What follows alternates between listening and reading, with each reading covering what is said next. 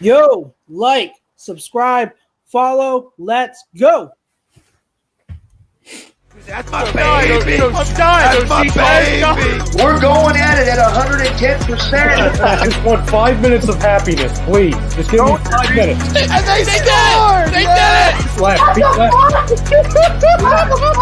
What the hell was that? Oh yeah! What the fuck are you talking about?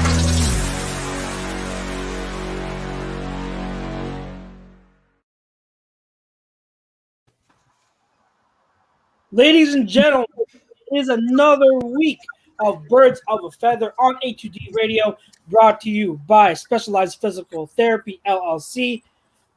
Find them in Burlington, Cherry Hill, and Princeton. Our doc, Paul Vidal, he'll help you out. SpecializedPhysicalTherapy.com. It's myself, Chucks. I will be hosting. Chrome is out this week. He is working because he had a fun weekend at WrestleMania, so he's making it up by working hard. He's got to make money somehow to pay for these trips, right? Yeah. So he is out this week. In his place, we've got Jake from Fan Friday. What's going on, Jake? What's up, boys? What's up, boys? Draft on the way.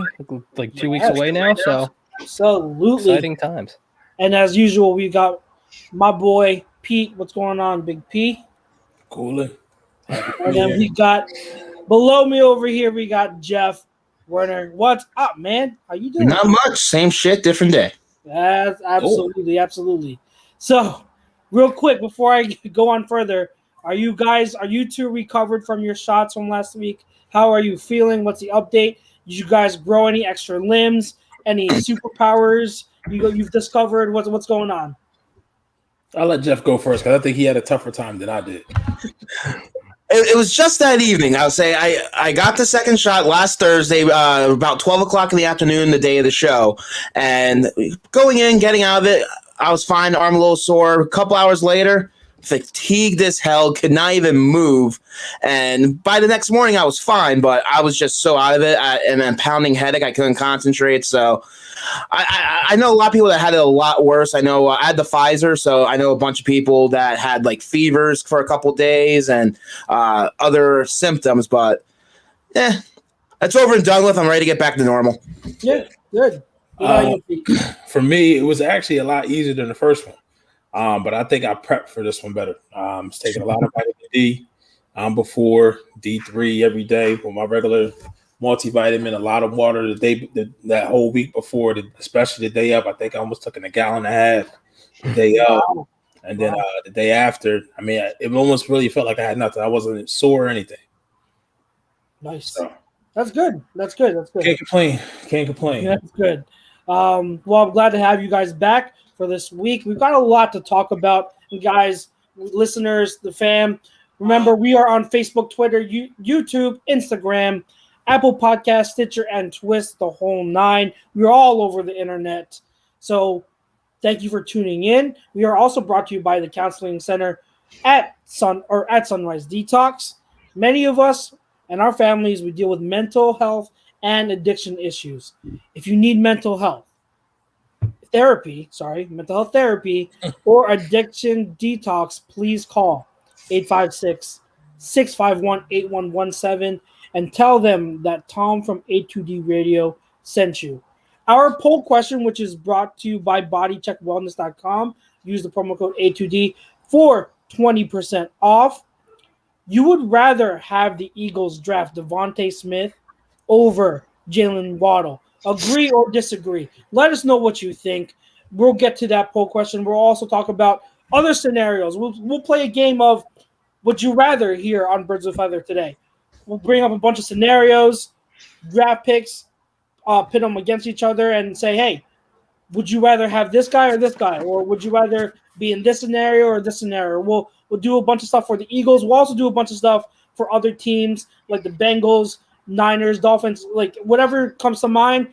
Also, if you guys in the chat have any draft questions, draft topics you want us to cover, we will talk about that. It's 2 weeks until the draft, so it's draft heavy talk. But also, if you guys want to talk about that article that came out from The Athletic, another one that pretty much exposed this organization, if you want to talk about that, we will get into that as well.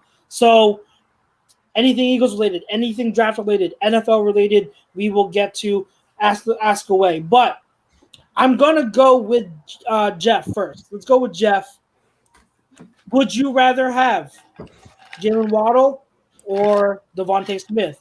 Well, I didn't ask you, like, in terms of how the poll question is, you would rather have Devonte Smith over Jalen Waddle. Agree or disagree?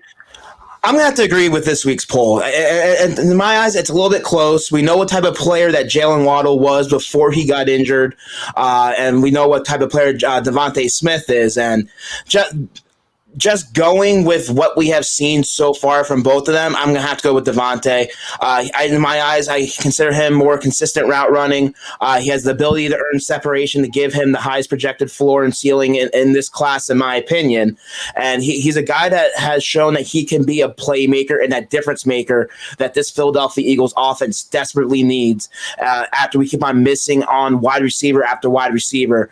And I understand everyone's worried about his size, this and that, and I was one of those guys as well, but hearing from some of these experts and reading up on this year's draft class, hearing one of my favorite guys in the media, Ray Didinger, speak on Devonte Smith, and he feels that Devonte Smith is the better prospect when it comes to a lot of the, besides Chase, of course, being considered as one of the better wide receivers in this draft class, and he feels it's more that it values the Eagles a lot more to get a playmaking wide receiver right now than possibly would be at cornerback, just because there's so much depth at the cornerback position in this draft. So if both Waddle and Devonte Smith are both there at 12, right now I would have to say I have to go with Devonte.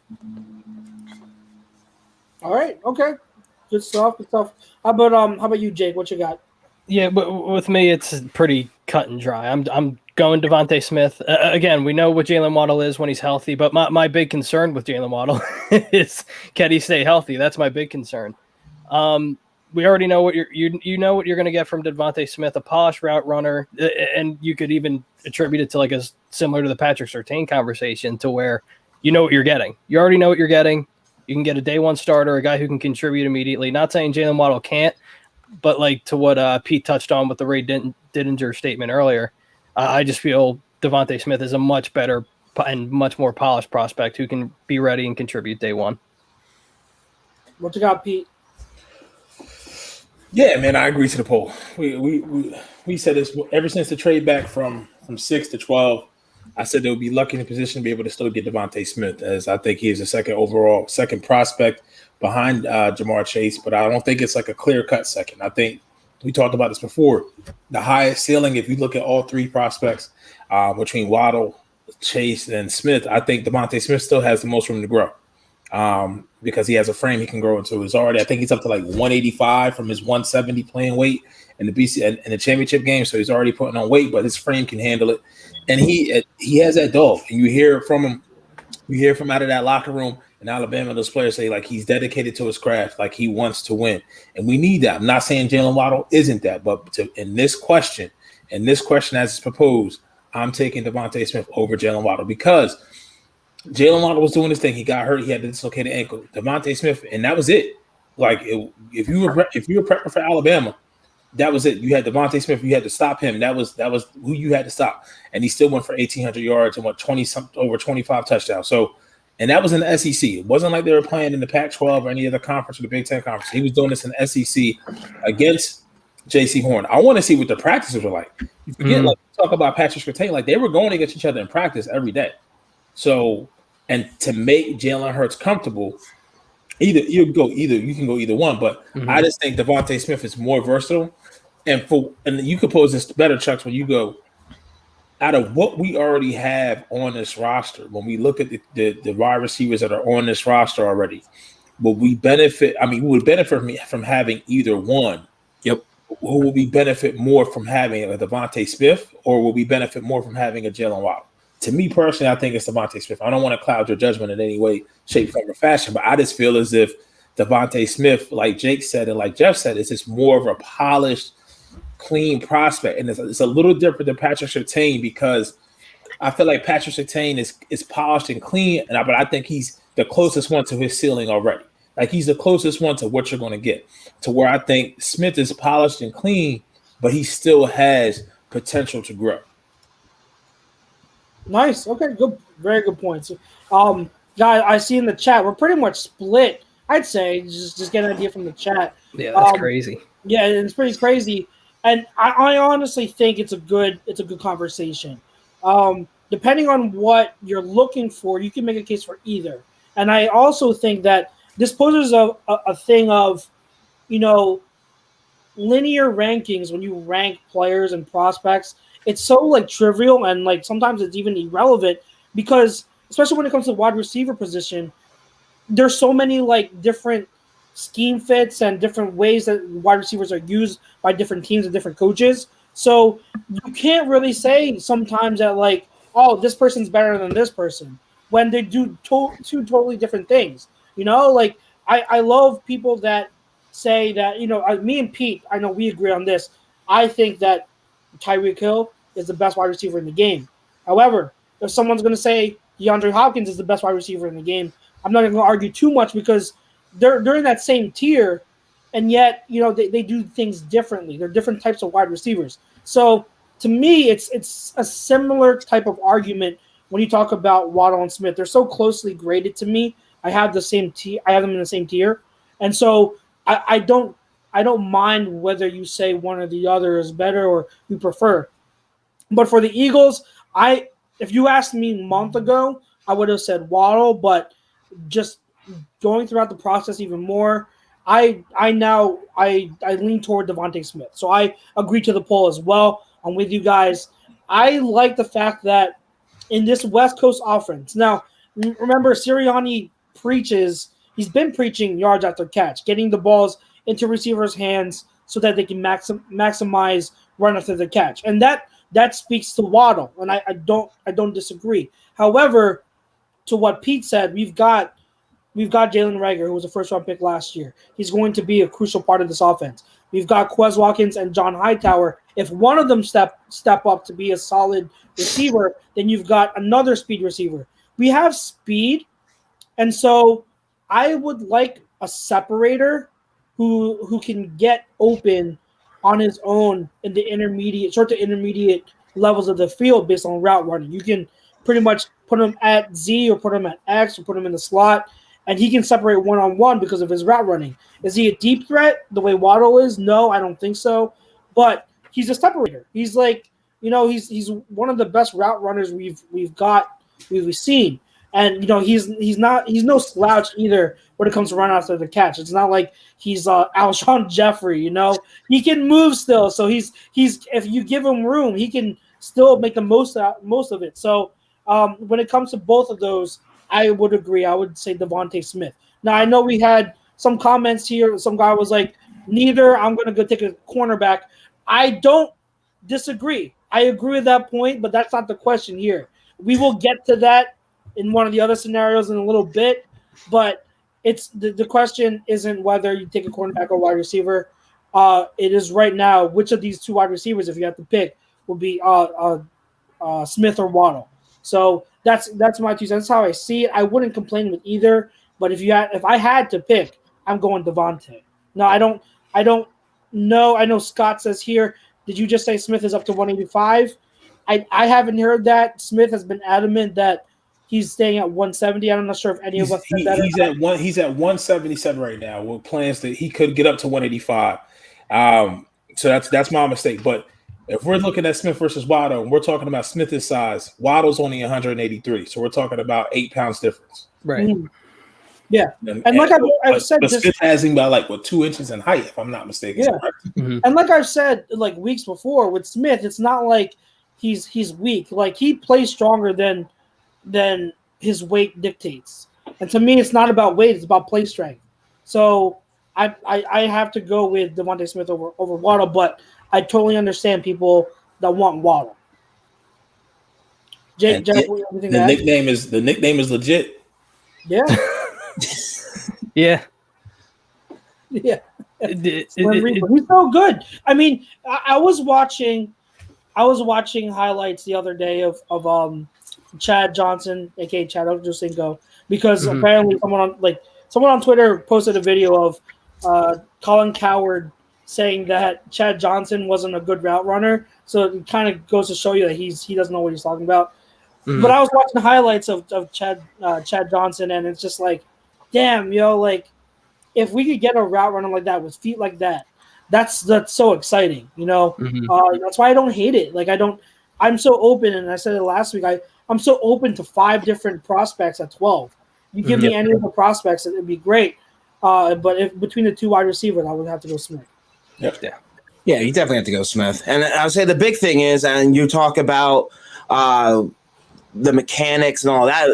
The thing is, we have a lot of young prospects or a lot of young players at wide receiver already. I understand everyone keeps on saying, why invest a wide receiver at number 12 after you invested the last couple of years between 4 or 5 draft picks? But these guys that are currently on the roster do not have the talent that Devonte Smith or Jalen Waddle can possibly bring you to your football team. There's a reason why John Hightower and Quez Watkins and these guys were late round picks or weren't scouted very highly coming out of college. So if you can get an upgrade at that position that we can continue to lack year in and year out and keep on missing on, you do it. So, and the big difference is we now hopefully have a coaching staff that can develop these prospects properly to develop them into NFL wide receivers, where some people feel that Doug and the coaching staff that we had on hand the last couple of years is the reason why a lot of these picks haven't been able to develop properly into NFL players. Yeah, absolutely. Scott says here, Bateman over both. We will get to Bateman. That's your guy. He's another scenario. That's your guy. Yeah, Bateman's another good one. Eagle has landed, says, what took you so long to come around, Chucks? Glad you've seen the light. I don't know what he's referring to. I mean, I still stick with the stance that I'd rather have Chase or Pitts over Smith. But the question is, or maybe he's talking about how I used to have Waddle ranked over Smith. Maybe that's what he's referring to. Yeah, I mean, I don't care about whether you have either or ranked, but when it comes to the Eagles, I'd rather have Smith. Pete, Pop Montanez says, I want to touch on this real quick. Adams and Hopkins in their own class. Hill benefits from having Kelsey, not taking it away from him, but that helps a lot. I have something to say to that. I don't know if you want to quickly touch on that before we. If he's speaking in context from a route running and footwork platform, I agree. But Hill in any offense with that speed is just gonna. I think Kelsey benefits more from having Hill than the other way around. Mm-hmm. Yep. No, I think they both benefit off of each other. I think people try to get too glued on, it's one or the other. Depends what team you're playing and their personnel and how they're going to play your offense. But there have been several times. Look at the first matchup during the regular season between the Chiefs and the Bucs. The Bucs, they couldn't do anything to stop Tyreek Hill. And then in the Super Bowl, they did everything. They doubled Hill over the top, tripled him, and that's what helped Kelsey get open underneath. So they both help each other out. But let's not act like Hill doesn't belong in tier one class with Hopkins and Adams. He does. There's no one. I've never seen someone in pads as fast as Tyreek Hill on offense. And to speak to Pop's point, this is why we pose this poll question, because it ties so into Smith versus Waddle so well. Like, Smith has the route running ability almost like a Devonte Adams, to where he's not going to be the fastest, he's not going to be the strongest. He creates separation with his feet. Yep. And then if he can grow into that body more, that's why I said that. Once again, I'm not taking anything away from Jalen Waddle. I just know Waddle is not as polished as a route runner as Devonte Smith is right now. But Waddle is great. I mean, I think either one of them will be a great attribute to this wide receiver core, to this offense. But I just feel like, how can I say this? This will maybe stretch it. I may get killed for this. But if Jalen Reagor can develop, I think he can give you Jalen Waddle-esque type of qualities. Is that? Yes. In terms of the role, you know what I mean? What Devonte Smith can give you. But I think speed-wise and the way you would use him in Sirianni's offense, he would get close to what Waddle could do for you. Yes. Yeah. Yeah, no, I can see it. Absolutely. I can definitely see it. Absolutely, yeah. Okay. All right, so we've got that answered. Now let's go to the second one. And this one we talked about last week. I know, Jake, you were on, and we touched on it. But since Pete and Jeff were in here, let's get their 2 cents. And we'll touch on it quickly again, and then I'm going to combine the two scenarios. But first, let's ask this. So, would you rather have Patrick Surtain at 12 or J.C. Horn at 12? Oh. I will reiterate my stance. Jake, you reiterate yours. I know me and you disagreed, so it's a good split. But, Jake, I know you went with Surtain. Yep. Quickly, just real quick, say a quick blurb on why you went with Surtain. What kind of plane is that? That was a motorcycle. I'm on the highway behind my house. Oh. It's so crazy, and I got the window because it's hot. But, like, I'm so used to the highway noise. And when people come over or people hear it, they're like, oh, my God, it's so loud. But I'm so used to it. I've grown up with it, so it's crazy. But, yeah, go ahead. Why do you have Surtain over Horn? Yeah, just like with me, when it comes to Patrick Surtain over J.C. Horn, you know what you're getting. As far as Patrick Surtain, he's pretty much, I would say, a finished product. His dad's done it before. His dad was a great corner in this league. He was, like Tom said a couple of weeks ago, he was doing back steps when he was 2. So he knows the position very well. And he's a day one contributor. And I think he'd be a perfect fit in this defense, especially learning from a cornerback to the caliber of Darius Slay. Obviously, Darius Slay isn't what he used to be. But when you can mold a guy like Patrick Surtain, who's basically, in my opinion, almost already a finished product and a guy who can contribute day one, it's a no-brainer, in my opinion, if he's available at 12. Okay. The reason why I went with Horn over Surtain, and I totally hear your points, and, the point that I wanted to touch on that was a really great point we brought up last week was that with all the misses the Eagles have had at corner over the past several years, you kind of have to go with the surefire guy. You can't miss on it. So why wouldn't you go with the sure thing in Surtain, who is a stud? So I totally understand that. And again, if Surtain is the pick, I totally will be happy with it. If I were to pick between the two, though, I'm going with Horn because I think Horn is the better athlete, has a higher ceiling. And even though he's not as clean technically, and plus he does get grabby, so that's a big thing I brought up last week. He does get grabby, and he's got to get coached out of that. But if he does get coached out of that, and he learns from that, he's a really good athlete, like a really, really good athlete. And he's so physical at the line of scrimmage when you're playing press man that the receivers have so much trouble getting that clean release. I know he had issues going up against Devonte Smith, but again, we talked about Smith. Smith's going to give nightmares to almost anyone when it comes to route running. So with Horn, I just see the ceiling higher than Surtain's, and I love that alpha. He has that alpha dog mentality to his game, and I think that goes to speak to the type of corner that Gannon wants in his scheme. He wants those alpha dogs in them. And so I'm not saying that Surtain isn't, but that's one of the things that pops out. People always talk about with Horn is he takes over. He's that alpha guy. So that was my argument for Horn. But I want to go to Pete and Jeff. So Pete, go first. Where do you like Horn or Surtain?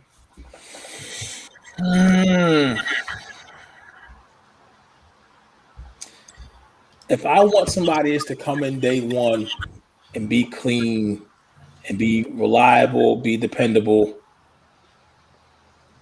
and balance out what I have, and this is the key part, not worry about if he gets beat or if he gets late to a play or if he stops a play, if it's going to be defensive pass interference, or are we going to be costing ourselves yards, or we're going to give up a penalty. I would go Surtain in that sense. I think him and Slay would balance well, but also with that being said, if I look at J.C. Horn, if I'm patient and I have time to wait, and he can be coached out of that grabbiness, then I would go Horn. But if I'm just looking at it on face value level right now, are you contexting this question, Chucks? Was this question posed at like right now, or are we looking like 2-3 years? Right now, 2 to 3 years after. You know me and how I see the draft. Well, I know. Just look at the Eagles right now. Are they a contender that's looking to win a Super Bowl this upcoming year? No, they're not. You need to draft prospects that are going to be here long term and will be the best fits for you long term to establish themselves as cornerstone players on this team for years to come. So that's the context we're looking at it. So if that's the case, I would go with Surtain because I think Horn's more of a liability on the defensive side with his grabbiness. And I'll tell you, because I think that early on, teams are going to use his aggressiveness against him. We know these offensive coordinators are scheming. They're smart, and especially the wide receivers are going to be smart. So they're going to try to beat him down, and then when he gets beaten, that's when he's going to get grabby. We all know Surtain is probably not going to get any faster, but he knows how to use the field to his advantage better than what we'll see out of J.C. Horn. I think Surtain is plug and play next 6 to 8 years. Once Slays is over with, he's your number one. You go, and then you find a number two. Where I think Horn just has too many questions about his play and his technique for me to where Surtain is just too clean. If you were talking about like Horn versus Farley, that's a different conversation. I think at that point, I think at that point, conversation. I think that's a whole different conversation because then I think it's more apples to apples because you got Horn with this technique, but then you got Farley with this medical history. I would not be shocked if we get 2 weeks from today. Wow, it seems like it's going by. It's like it's right around the corner. Right. 2 weeks from today, that if Horn and Surtain are gone, and there's somebody else that they may trade back and may still try to grab a Farley or somebody like that, who ultimately, if you're talking about the highest ceiling, if everything is higher than Horn and is higher than Surtain. I mean, if you look at it, if you're just looking at talent level, it's just. But for me in this question, Horn is just. I have to go with Surtain because he's more polished than what a Jeff Okudah was last year. You see how, and it's just different. Like it's hard to find that type of position of need in a player that's clean that you can rely on because, and Howie hasn't done that. If he took Horn over, imagine if Surtain and Horn are at the board at the same time, and he took Horn over Surtain. Some people, some would love it. But I think a lot of people would just be like Surtain. We saw the one comment earlier where we saw there's really only one. I think it was Red saying he said there was only one number one wide receiver coming in that was a surefire, and that's Jamar Chase. Smith, Waddle, all the rest are question marks. If you look at the same position from a corner standpoint, Surtain is the Jamar Chase of this draft. Household name. I wouldn't go that far.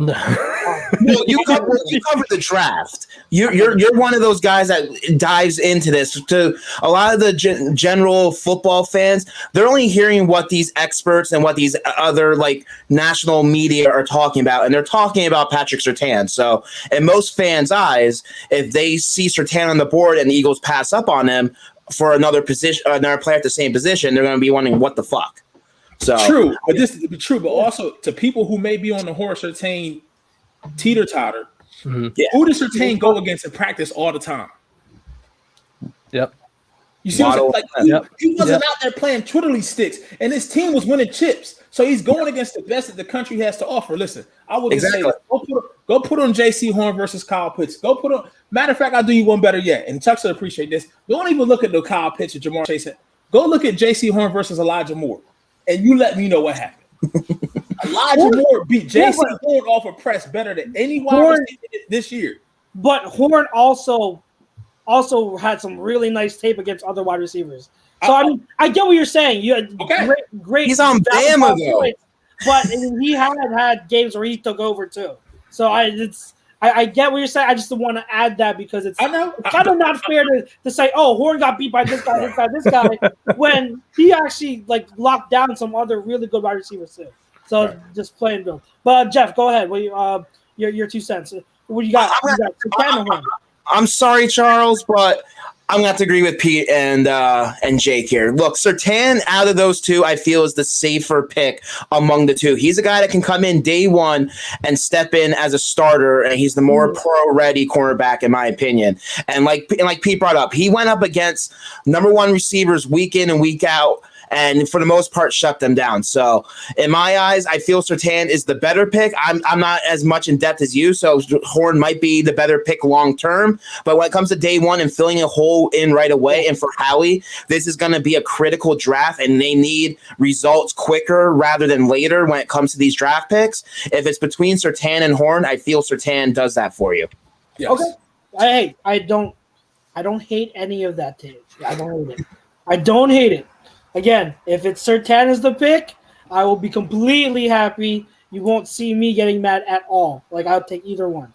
I want to dive into this one and then get really interesting. So, and then that'll kind of top it off for like the Eagles questions, unless if Mr. Brodo, who is in the background on the ones and twos, he has some scenarios for us. But I got two more scenarios for the Eagles. The first one coming up. Let's look at the second round of pick 37. There are two guys that often get mocked to the Eagles at 37, two wide receivers. That is Rashad Bateman and Terrace Marshall. Give me your decision. Who are you taking? You taking Bateman or Marshall? I'm gonna leave it. Anyone that wants to step up and say anything, you go ahead. You know, Mike is yours. But Bateman or Marshall at 37. I have a feeling I know where Jake is gonna go. Yeah, it's kind of obvious. But anyone who wants to go, just say. Jake got crawfish in his veins, man. I'll tell you.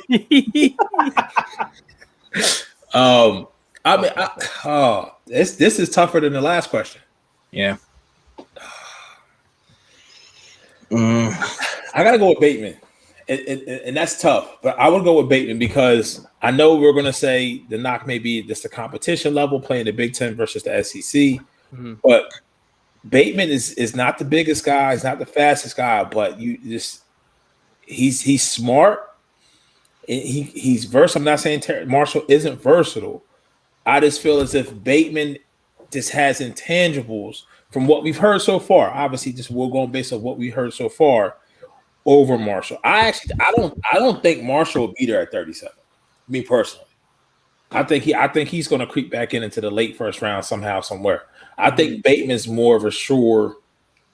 Bateman, Rondell Moore, and Elijah Moore may be closer to being at 37 than Marshall. Just because I think Marshall's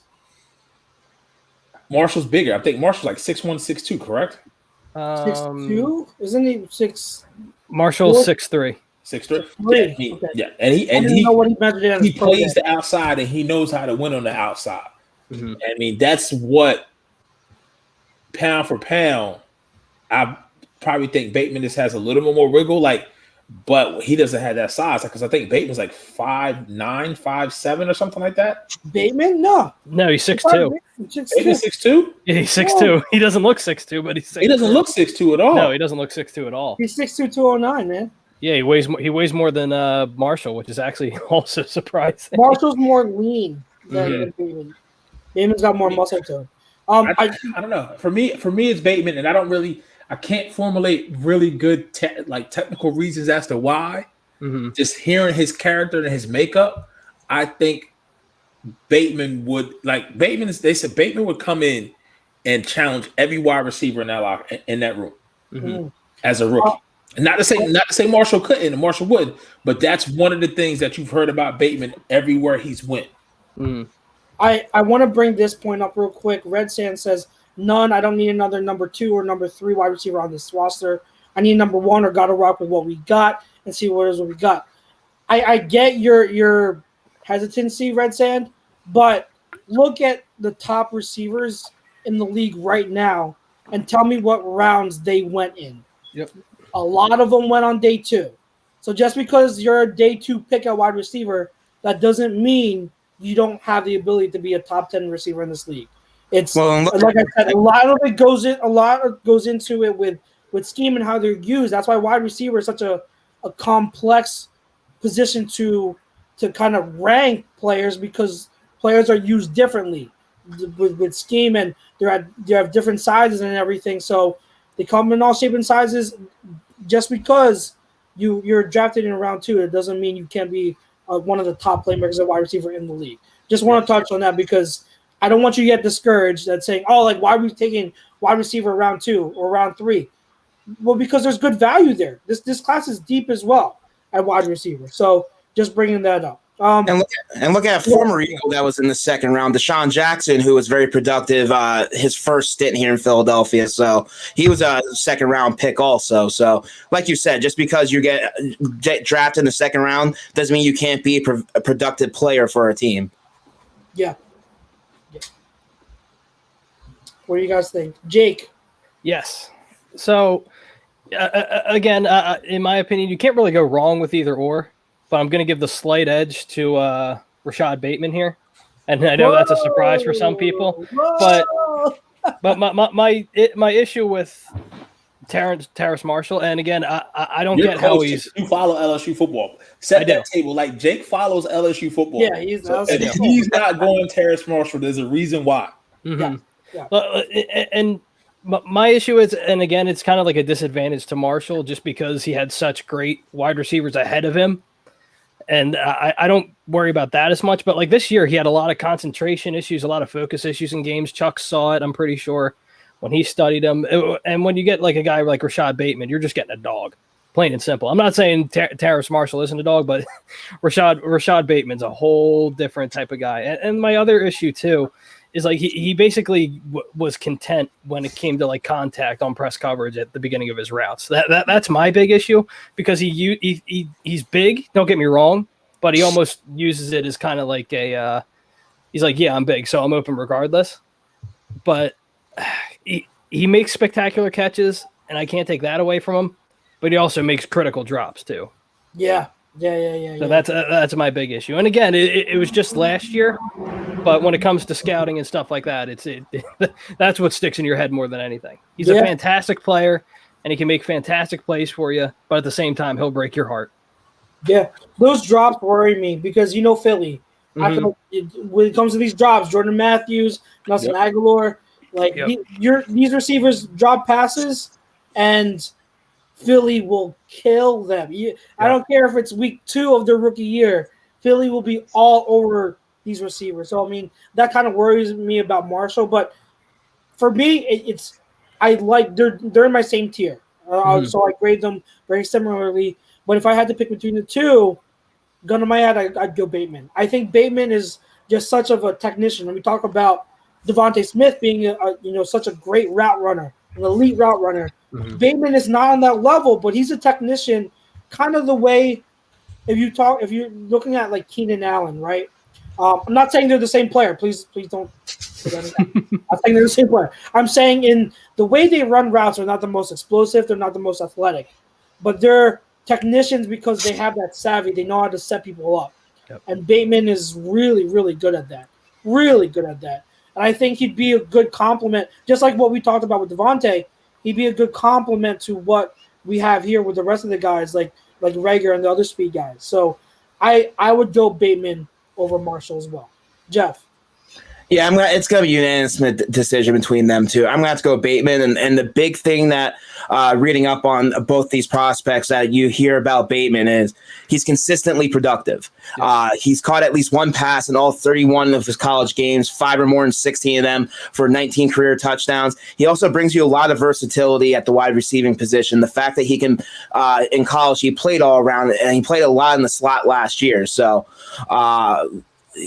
those two things is one of those things I think that we're lacking at the wide receiver position because we have a guy that only can play in the slot. We have a guy that only can play on the outside, and we have a lot of inconsistency from the wide receiver position that puts a lot of pressure on the tight end position with Ertz and Goddard. So by bringing another guy that you can move around the field in Sirianni's offense and find new ways to get one of these get Bateman involved, it opens things up for the other guys on that offense. So I feel Bateman out of those two would probably be the better prospect for those reasons. Nice. So we all selected Bateman then, right? Yep. Yeah. Good. All right.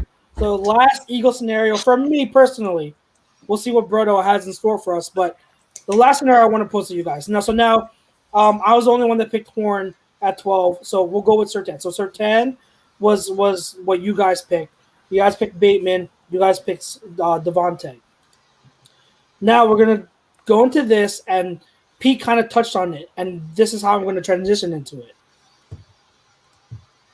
Would you guys rather have a scenario where we go Surtain at pick 12 and Rashad Bateman at pick 13? Or no, sorry, 13. 13. Yeah. Pick 37. Sorry, Surtain at 12, Bateman at 37, or Devonte Smith at 12, and then Caleb Farley at 37. Now I know he might not drop. He's probably not going to drop out of the first round. Right. But I'm just putting hypotheticals there. Even if you don't want to say 37, if you want to say we trade up to like 30th to get Farley back in the first round, regardless, which combo would you rather have? Surtain and Bateman, or Smith and Farley? Now, remember, Pete, me and Pete, I feel like me and him both agree on Farley. I think we feel the same about Farley, which is not what a lot of people do or like are on board with, because I've been preaching the past several weeks. I've been talking to Pete about it. If you're not talking about health, you take health out of it.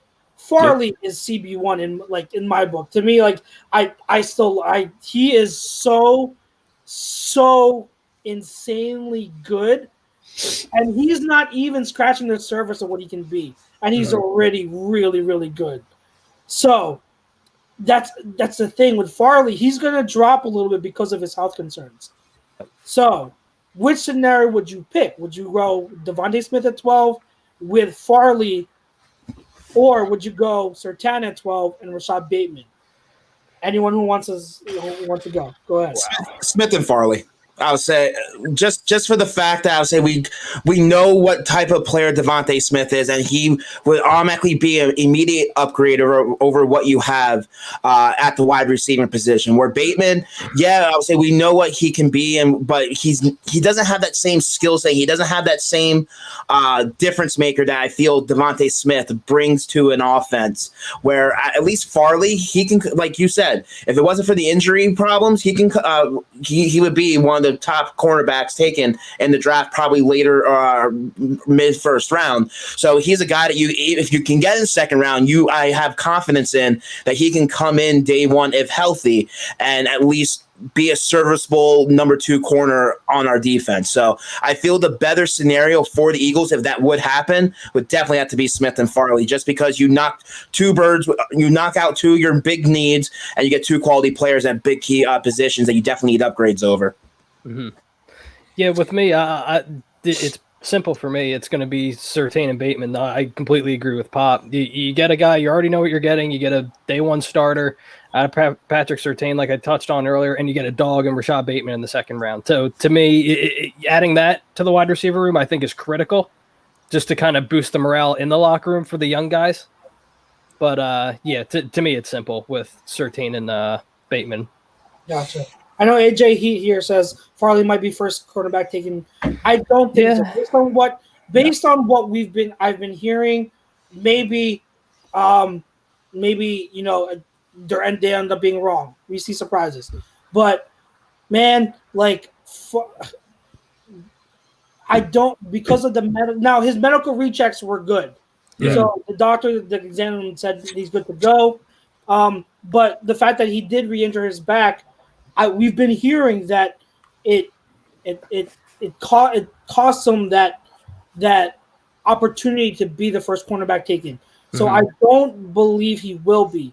If you're going to ask me what I would do, I would have no issue taking Farley as the first corner, but I'm an idiot. And I don't. I'm blind. I'm blind to history.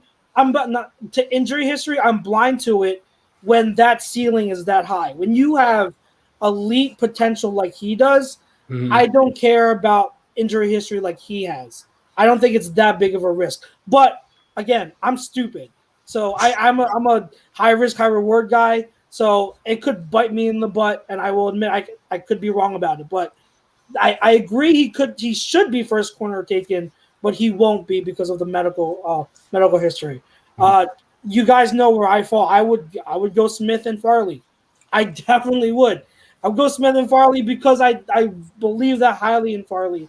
I think Farley's combination of size and athleticism is off the charts, and I would gamble. And I know people are going to be scared because of the Sidney Jones thing, but again, like I said weeks ago, Sidney Jones and Caleb Farley are not in the same conversation talent-wise. They never were. They never ever were.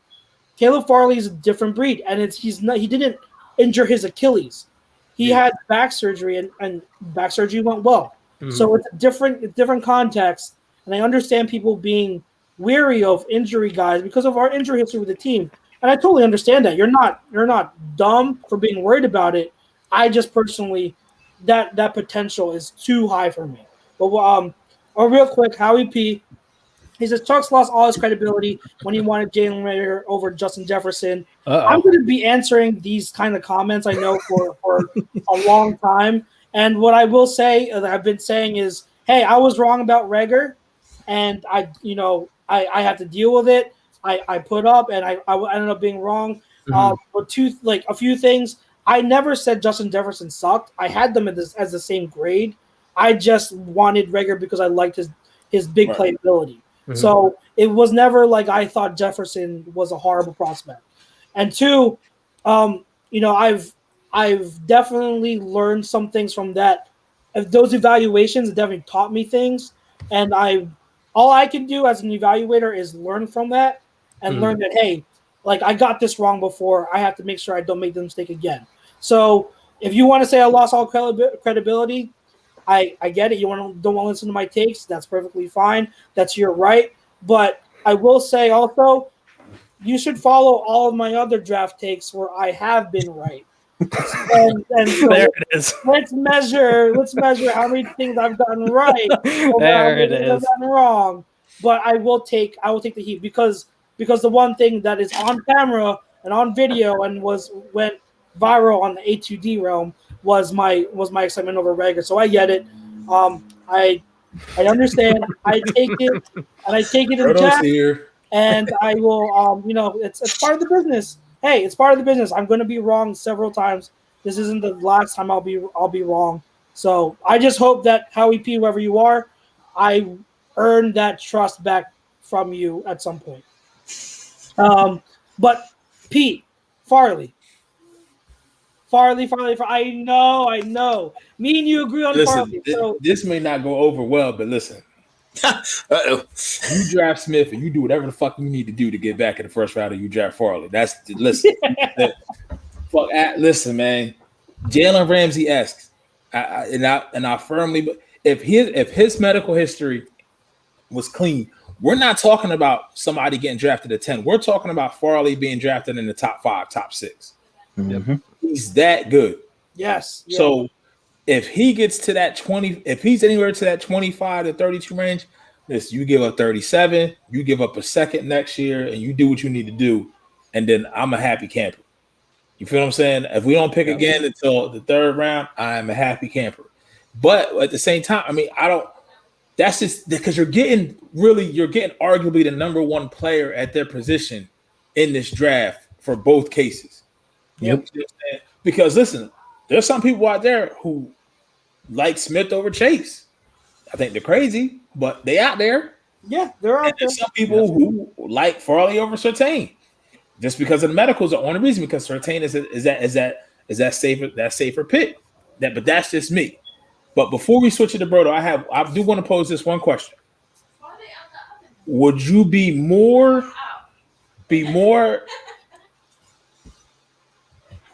wide offense or defense? Specifically, wide receiver in any other skill position, or would you be more happy if they went DB? Wait, say that again. They go defense like corner, or wide receiver and then any other skill position on offense. Non-line. Defense. Like you talking about in the 2nd round, they go offense. Right. 12 and 37. If they went, it's pretty much you're saying offense, or defense. Right, and then answer from the Eagles' perspective, and then answer from what you would want to do. I think the Eagles are dumb enough to go offense. Yeah, because Jeffrey Lurie loves offense. He loves offense. Yeah. But if you're asking me what I would do, I would absolutely go defense. Yep. Because defense needs more. They need more. Yeah. And man, like I brought this point up last week. Look at the top corners in the draft. Most of them were drafted in the first round. Mm-hmm. So you need it's harder to get a corner than it is a wide receiver. It just is. Yep. And I would go corner. I would not be mad at all if they went corner back to back first round, second round. I wouldn't be mad at all because there are some really if they ended up with Horn and Farley. Can you imagine that? If they somehow got Horn and Farley, are you kidding me? Mm-hmm. I would absolutely do that. So I go corner. Yeah. Okay. With me, I'm going I'm going right back to 2002. I'm going right back to 2002. Give me 2 corners. It's not even a question. We need young guys on this defense because honestly, who do we really have on defense? To be completely honest, who do we have? Right. We need to make that. Yeah, I mean, that's it. Slay's a little older, but But we got Eric I know.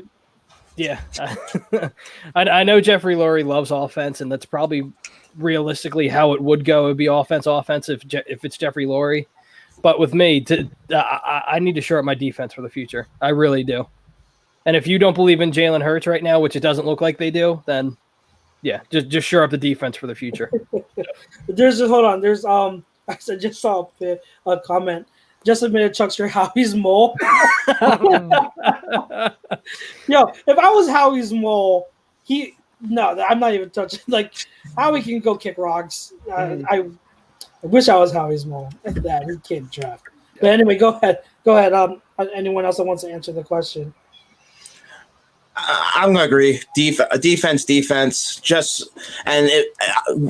Peter, you asking just corner, or are you asking anywhere along the defense side of the ball?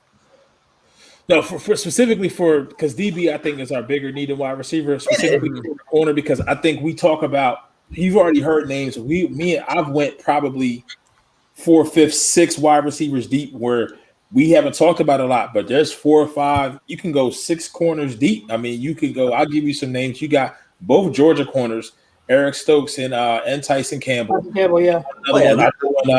There's Samuel Jr. So there's Samuel Jr., Newsome. Then you got Phalo, Farley, Horn, and you got Surtain. So that's 7 actually. There's quality corners. I just don't ever see them going back-to-back corners, at least with your first and second pick. Every time they do it, it works. Yep.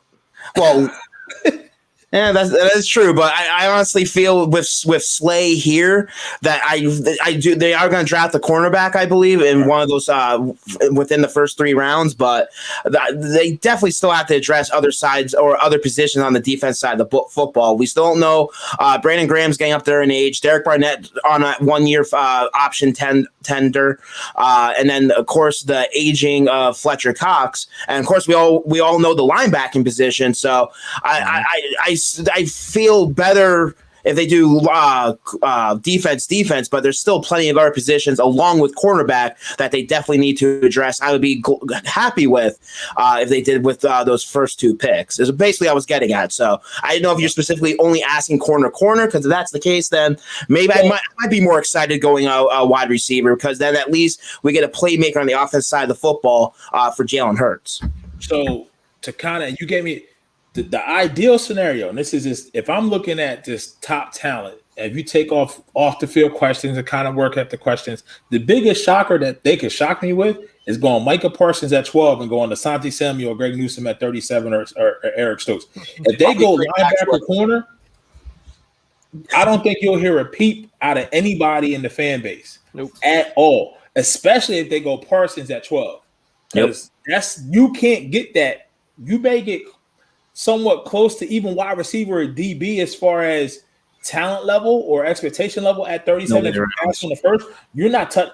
Nick Bolton and Xavier Collins is so far down. The gap is like this out of my screen from where Micah Parsons is at. You know what I mean? Yeah. So, Chucks, I can't hear you. Sorry. I agree. Parsons is unanimous linebacker 1. So you have a good point there. The only thing I would say is that, and people can disagree, and I could be wrong. I'm just posing the question of where is that at 12 overall? If you're looking at who else is available, are you really getting the best value with Parsons? Say Horner and Surtain are there, right? Are you really getting the best value picking a linebacker as opposed to corner, where corner is more of a But is he just a linebacker though? That's the thing.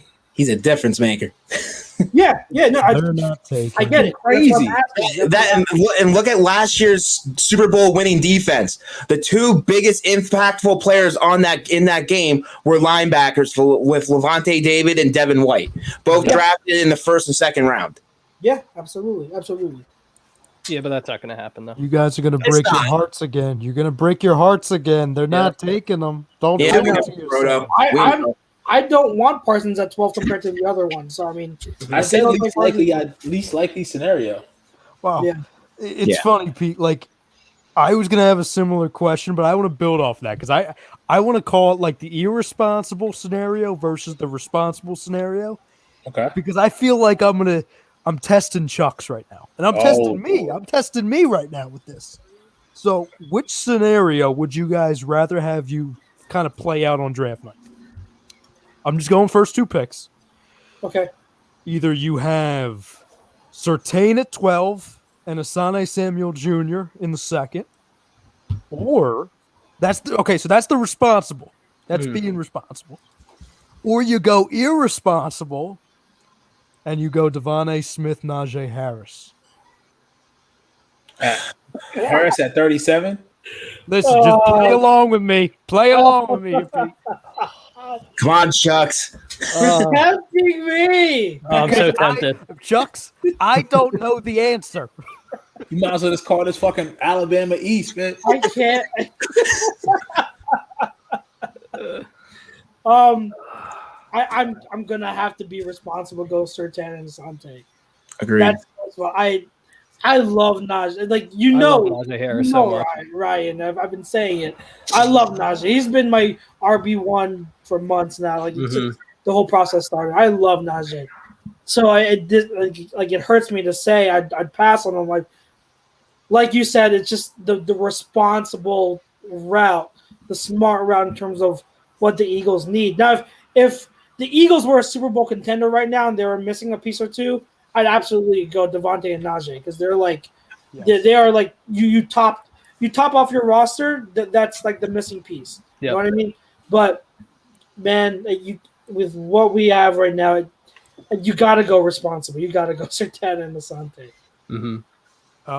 My next question: would you rather?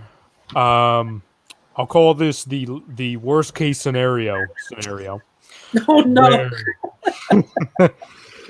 Where all of the guys that we're talking about are off the board somehow, some way, and we're stuck between these two names, and one of these names isn't trade the hell out of there, which I think we would all do.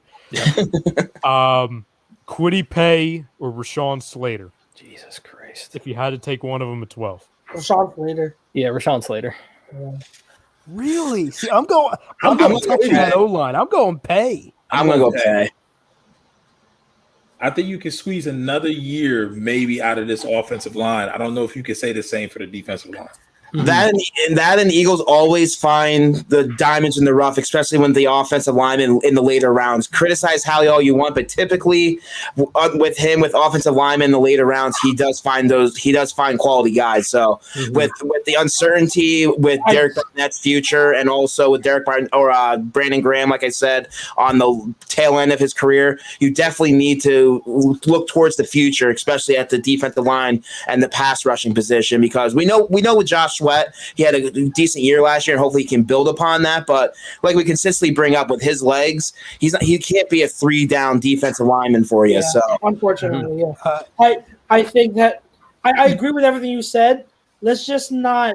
I don't want to give Howie too much credit because we all know that Jeff Stoutland is the reason why those late round offensive linemen develop. Yep. You know, the one great coach that we do have has been able to develop. He came back. Yeah, and he came back. So that's the reason why the late round old lineman picks. What happened? Jeff is watching. What are you watching, Jeff? Flyers Penguins. Flyers just tied it up. Oh, please. Yeah, they can't lose. I mean, they suck, but they can't lose to them. Like, And by the They way, can lose to them. They I lost forgot to they were the on. freaking Buffalo Sabres. I forgot they were I on. finally got my TV set up down here properly with the streaming, so I can watch games finally Nice. when we're on the air. Eagle Slayer Soul A is not going to be there at 12 too. He's out, no shot. That's not the point of the game, Eagle Slayer. Why do you think I'm talking about Rashawn Slater for fun? No. That's why it's called the worst case scenario. What I will say that there are a lot of people that have Slater in the same tier as Sewell. Yeah, And that's kind of why I would lean Slater, because I think I would have Slater. Now I haven't finished studying edge players, defensive line. So this is why it's just about familiarity right now. The more I study Pay, maybe I'll change my mind. But right now, I would go Slater because I think Slater is really close to a blue chip player.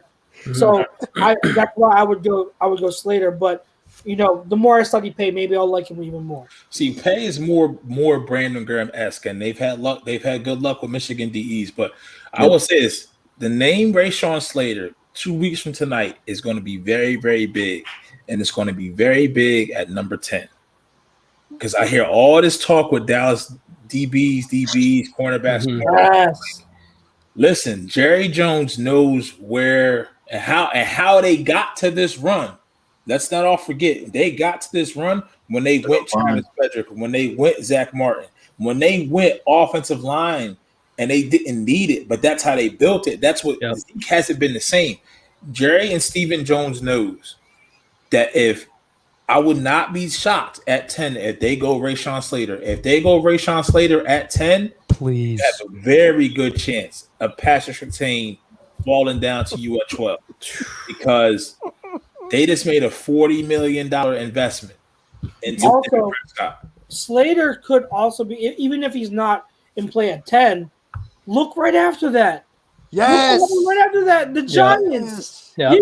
The Giants just got rid of their best offensive lineman on a line that sucks. Yeah. They need another offensive lineman. Slater is absolutely at play, not only at 10 but at 11 as well. Can I add something real quick? Eagle Slayer. Again, I'm not trying to argue with it because I don't even have any of my stuff set up. It's not my show to argue. I do know that Sewell's not going to be at 12. For the love of God. There's no shot. There's no shot. For the love of God. Can we not? I do know that, okay? Call me Nostradamus. He's not going to be at 12. Yeah, there's no shot he's going to be at 12. There's no shot. Good God. Anyway. Oh, God. No. Oh, did you have more, Ryan, more scenarios? Oh, I have a boatload. Yeah. We'll be here all night. Side note, Nolan Patrick just took a puck to the face. Oh, God. As if it couldn't get any worse for our second overall pick. Especially the guy who has major concussion problems. Yes. Yeah. I'm going to give you two scenarios, and then I have one more after this, but it's gonna get messy with that one, so I'll save that one for last. Would you rather? And I have three players for each. So with the first three picks, would you rather the first three picks for the Eagles go J.C. Horn, Javonte Williams, running back? We know who he is. Oh, I know who he is. Chuck knows that. Oh, yeah. And then Jabril Cox. So that would be Horn, Javonte Williams, Jabril Cox. That'd be quarterback. Two Cox on the Eagles. Wow. Of course. So that would be cornerback, running back, linebacker, or Devonte Smith, Eric Stokes, Javon Holland, wide receiver, cornerback, safety. I would probably second one.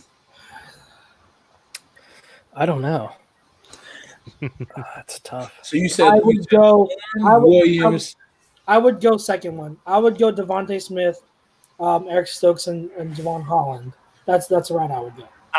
Just for the fact that I know we need running back depth, but just for us to invest another second round pick in a running back when we still have one on a rookie deal for 2 more years, And we just signed Jordan Howard back, and of course you're bringing back Boston Scott. So yeah, but are they going to be on the team though? Like, is Jordan Howard going to be on the team this year? Is Boston Scott going to be on the team this year? Jordan Howard means nothing. Yeah, Jordan Howard. That being said, we have too many holes to be picking a running back in the second round. Like what Jeff said, I do agree with that. I feel like Ryan is tempting me so bad with these facts. I'm tempting me. And by the way, coming from the biggest Jordan Howard fanboy in myself, Jordan Howard means absolutely nothing. Yeah, no. They gave him a press conference. They don't give any scrub a press conference. They gave him a press conference because they're bored. There's nothing. Yeah, there's nothing going on. Nate Sudfeld got a press conference. Yeah, unless they draft another power back in the draft, I feel Jordan Howard's going to be our veteran. He's going to be the veteran guy on the roster. He's going to be a big power back. That would be bad. Let me just say this. It would be bad. I'm so tired of this Jordan Howard defense, like that is not from you, Jeff. Not from you, Jeff. I know ever since Jordan Howard came to Philadelphia, you would think that this is some superstar running back that deserves a lifetime contract with the Eagles. Mm-hmm. It's getting to me. Like, I was on board with trading for him. I thought he'd be a really solid, really good running back for us, and he was when he was healthy. Mm-hmm. Really, he did great, and there's nothing against Howard himself.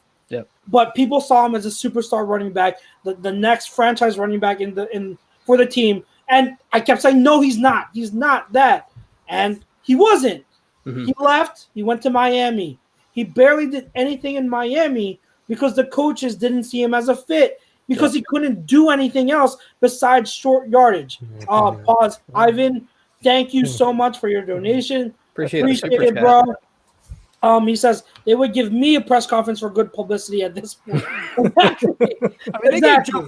How many freaking Instagram posts did they post about Joe Flacco, for God's sakes? Yeah. So with Howard, he went to Miami.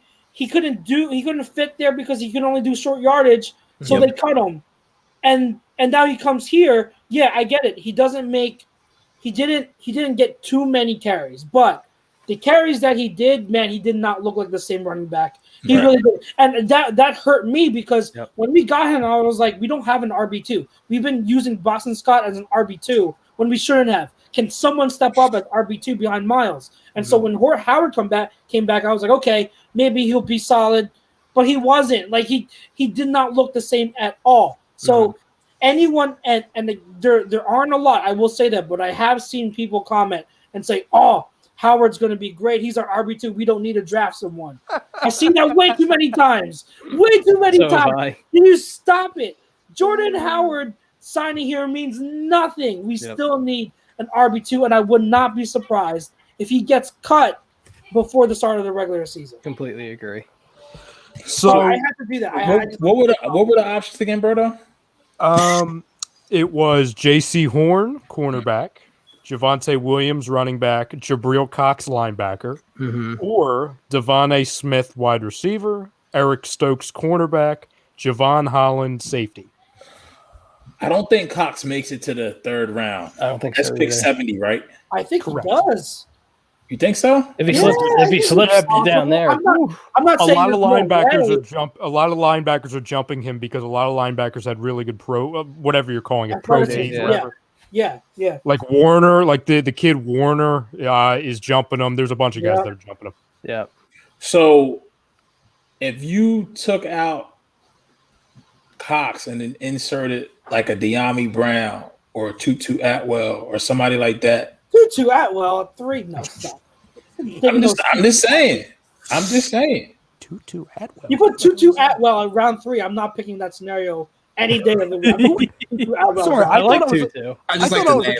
Who the hell was that? I thought it was a draft guy. Who the hell was that? Tutu Atwell is out of. What does he play?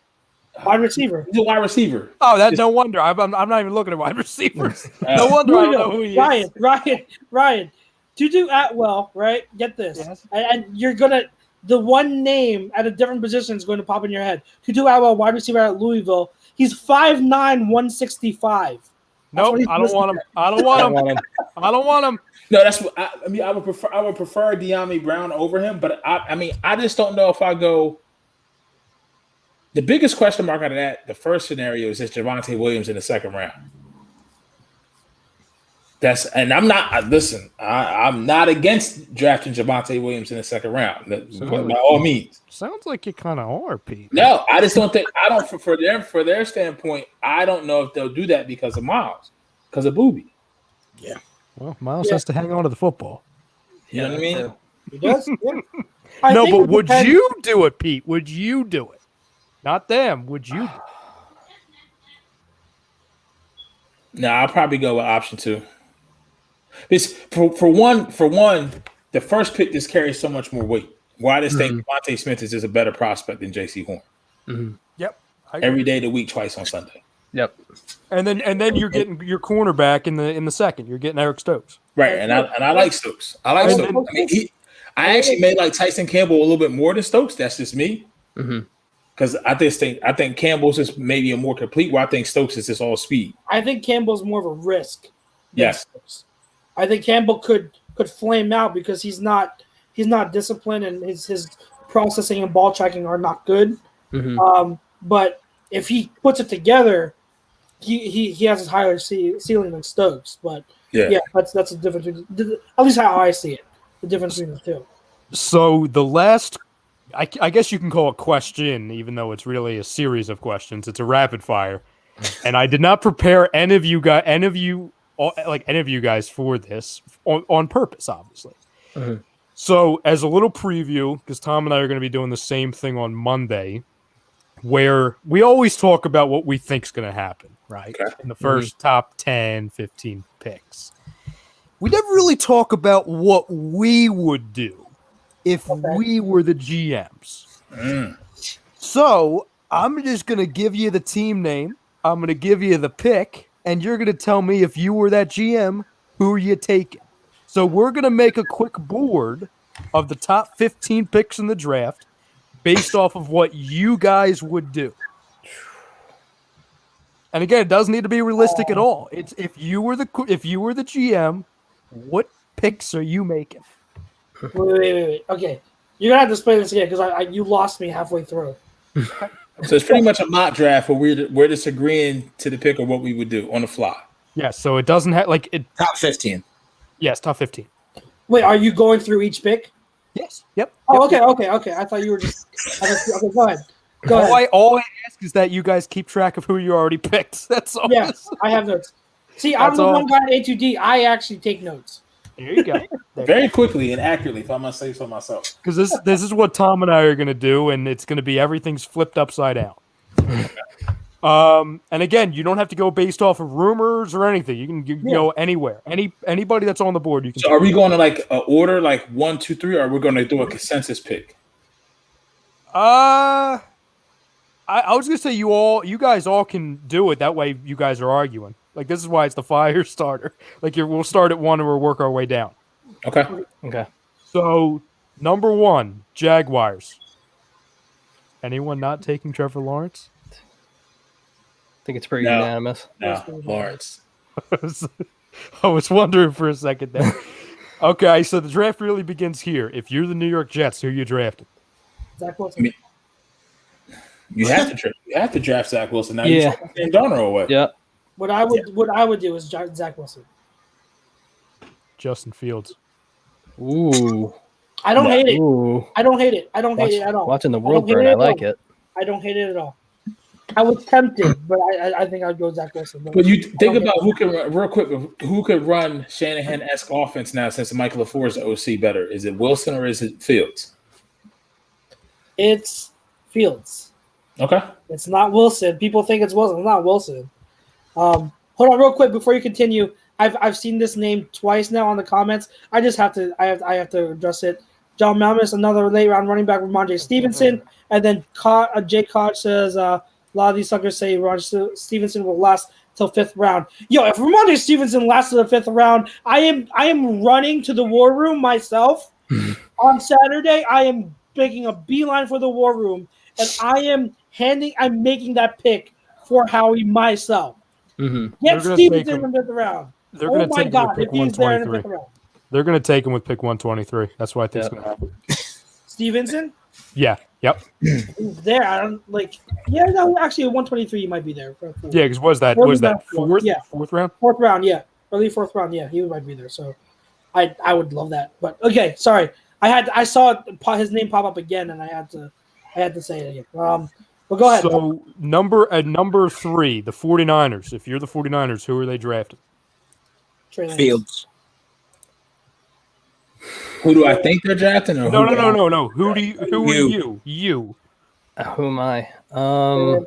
Again, Fields. fam at home. It's not what we think's going to happen. It's what we would do. We're not taking any rumors into account. Yeah, I say Fields at 3. Fields. No. I said Lance. Sorry. I said Lance. I'd go Lance. I'm taking Mac Jones What? I thought about it, Pete. I thought about it. because you don't move up from 12 to 3 without trying to win as early as you can. And Mac Jones gives him the best chance to win. And some people see it as a lateral move from Jimmy G to Mac Jones, but I don't even think Jimmy G processes as fast as Mac Jones does. I can't. I can't do Hey, it. let him make the mistake, Chucks. Let him do it. Let Okay. him do All right, it. yeah. That's We'll see. We'll I'm see. going on draft Lance. day. I'm We'll going see. Trey It's not Lance. 2 weeks from now. We'll Because never I've said since the beginning of my draft process that Trey Lance and San Fran, when they were at 12, I was like, I want to see Trey Lance to the Niners. I am sticking with it. I would love also Fields to the Niners at 3. I think that either Fields or Lance would be great. I think those are the pick. They have to go to one or the other. They can't go Mac Jones. Mm-hmm. So either or. But for me, it's more so I'm sticking to what I said months ago. So I'm going to go Lance. They can't go Mac Jones. I will not believe they go Mac Jones until I actually hear whatever his name is, the commissioner. I can't forget. Roger Goodell say Mac Jones in letters on draft night as the 3rd overall pick to San Francisco. That is when I will believe they take Mac Jones. Other than that, you cannot tell me they're taking Mac Jones. I can't see it. I can't comprehend it. I just can't. 4th, the Falcons. If you're the Falcons, who are you picking? I'm trading the hell out. No trades in this, Pete. You got to stay put. Jamar Chase, baby. Oh, wow. I'm taking Fields. I am taking Fields. Nope. I personally would take Fields.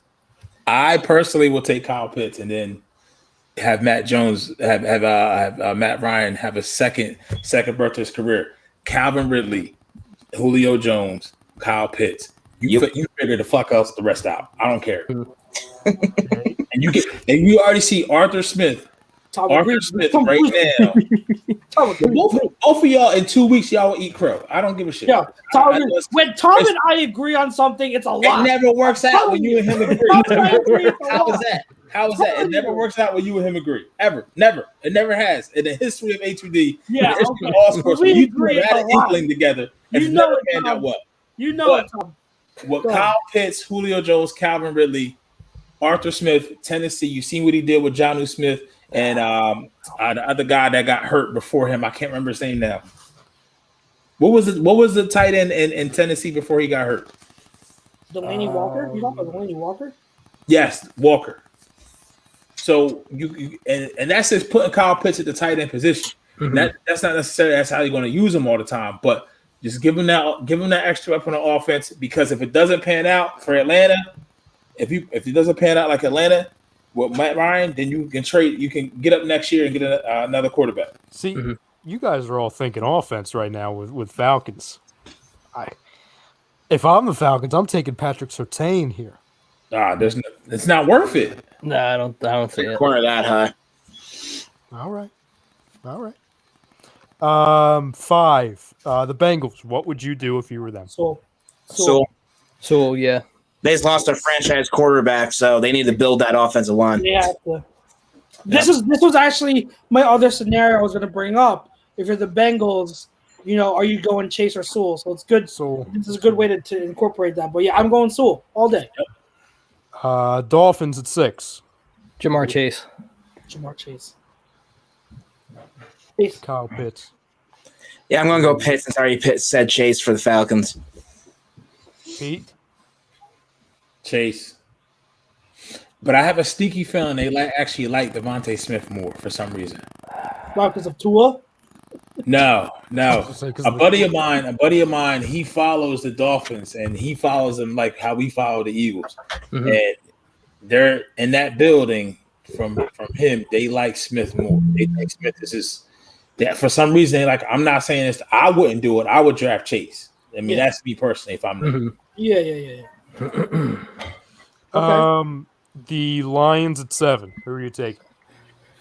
That's tough. I'm taking Kyle Pitts.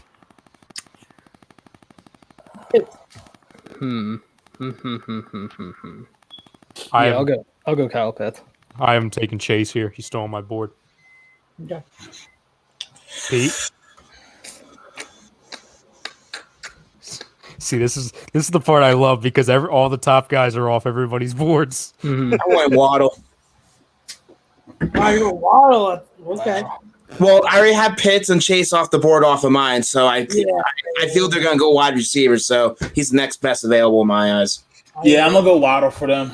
I was thinking about maybe going Rashawn Slater for them, but I'm going to go Waddle. Okay. 8 Panthers. Mac Jones. I'm going to say Mac Jones. No, I don't think they're going Mac Jones. I'm going to say Devonte Smith. Give Sam Darnold a little extra help. They got DJ Moore and Robbie Anderson. You still and Christian McCaffrey. Yeah. Hold on. I'm gonna go Trey Lance.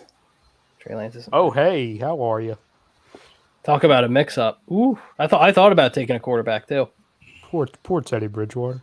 I'm going Slater. Same. Yeah, I'm going Slater. They need a left tackle badly. I agree. I'll go Slater. Broncos at 9. Mac Jones. Lance. Yeah.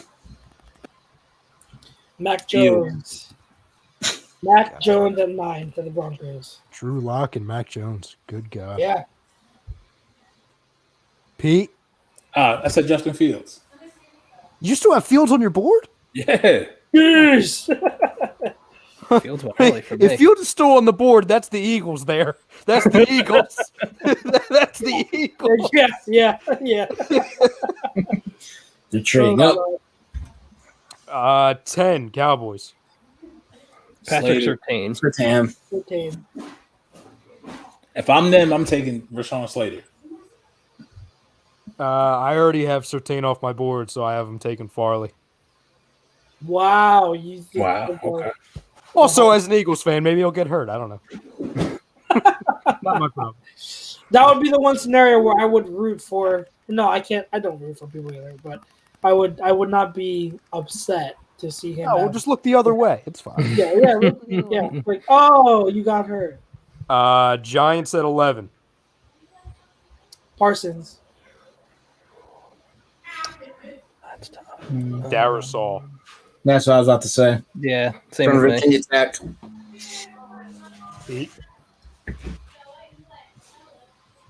I think it would be. To I me, want to go Parsons here, but I want to go offensive line too. Yeah. Join us, Pete. Darisaw. Join us. Hold on real quick. Hold up real quick. Oh, he's going to the cloud. Yeah, I just think Dave Gettleman, like Parsons is such a Gettleman pick. Parsons is such a Gettleman pick. I just think he's gonna go. Pete's putting on his poker face. He turned off his camera. I'm not gonna let you guys know what I'm thinking. How long is he gonna make us wait? We're doing the show. There's on the clock. I know. Here, I got him. Hold on. I got him. Where's Pete. that? I'm going Elijah Vera Tucker, guard out of USC. That's who I was left freaking field. That's who I was thinking too. No, because they really at tackle, they really don't. I mean, they need it, but from them for their running style, they need interior offensive lineup. That's where do the Eagles kill them at every fucking time? They don't kill them on the edge, kill them up the middle. Pete, but the thing is, I totally agree with you, and I just feel like, you know what? But hold on, this scenario is supposed to be what we would do. Yeah, I would go Barrett Tucker because I was thinking in the mind of Dave Gettleman. Right. And Gettleman would. I just feel like Gettleman would go Parsons. He would ignore O-lines to go Parsons. But I'll change mine to Barrett Tucker because I forgot we were doing the exercise based on what we would do. Yeah. Okay, a couple more here. We have arrived at the Eagles. So, if you are the Eagles, based off of who is left on your board, who will you take? So my board still has Devonte Smith, Surtain, and J.C. Horn available. You purposely did that. No, I really think every pick that I've made helps out the teams in their respective ways. They did. I've said this. If he's on the board at 12, I pick him over everyone else. Devonte Smith. Chucks. So who's left on your board? Devonte Smith at 12, and I'm trading up for Caleb Farley at the back end of the first round. That's what I'm doing. That is what I'm doing. Smith and Farley. I know it's not going to happen, but I'm going with Micah Parsons. Okay. Jeff? Yeah, I'll go Parsons. Even though I agree, it's going to be a pipe dream. But based off who's available on my board, I'll go Parsons. Gotcha. Chargers at 13. What would you do? Fuck if I know who's even available. That's tough. Not that it matters on draft night because we'll be panicking about what the Eagles just did. Yeah. We're talking about Their pick is not going to get any play on. No. Yeah, all of our Chargers fans out here, we might miss your pick on draft night. Yeah.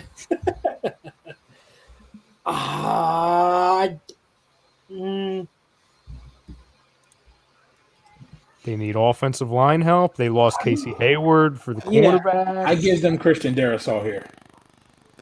Okay. It's a good pick. I think I would go Jalen Waddle. That's what I was thinking too. Yeah. Ooh. He's not on my board. That's a good pickup for them. If he went that far. Herbert with Waddle. Oh, that's a problem. Yeah, I like that. Jeff? I'll give him Vera Tucker because they definitely do need offensive line help, like you said. 14, two more. The Vikings. Far F the Vikings.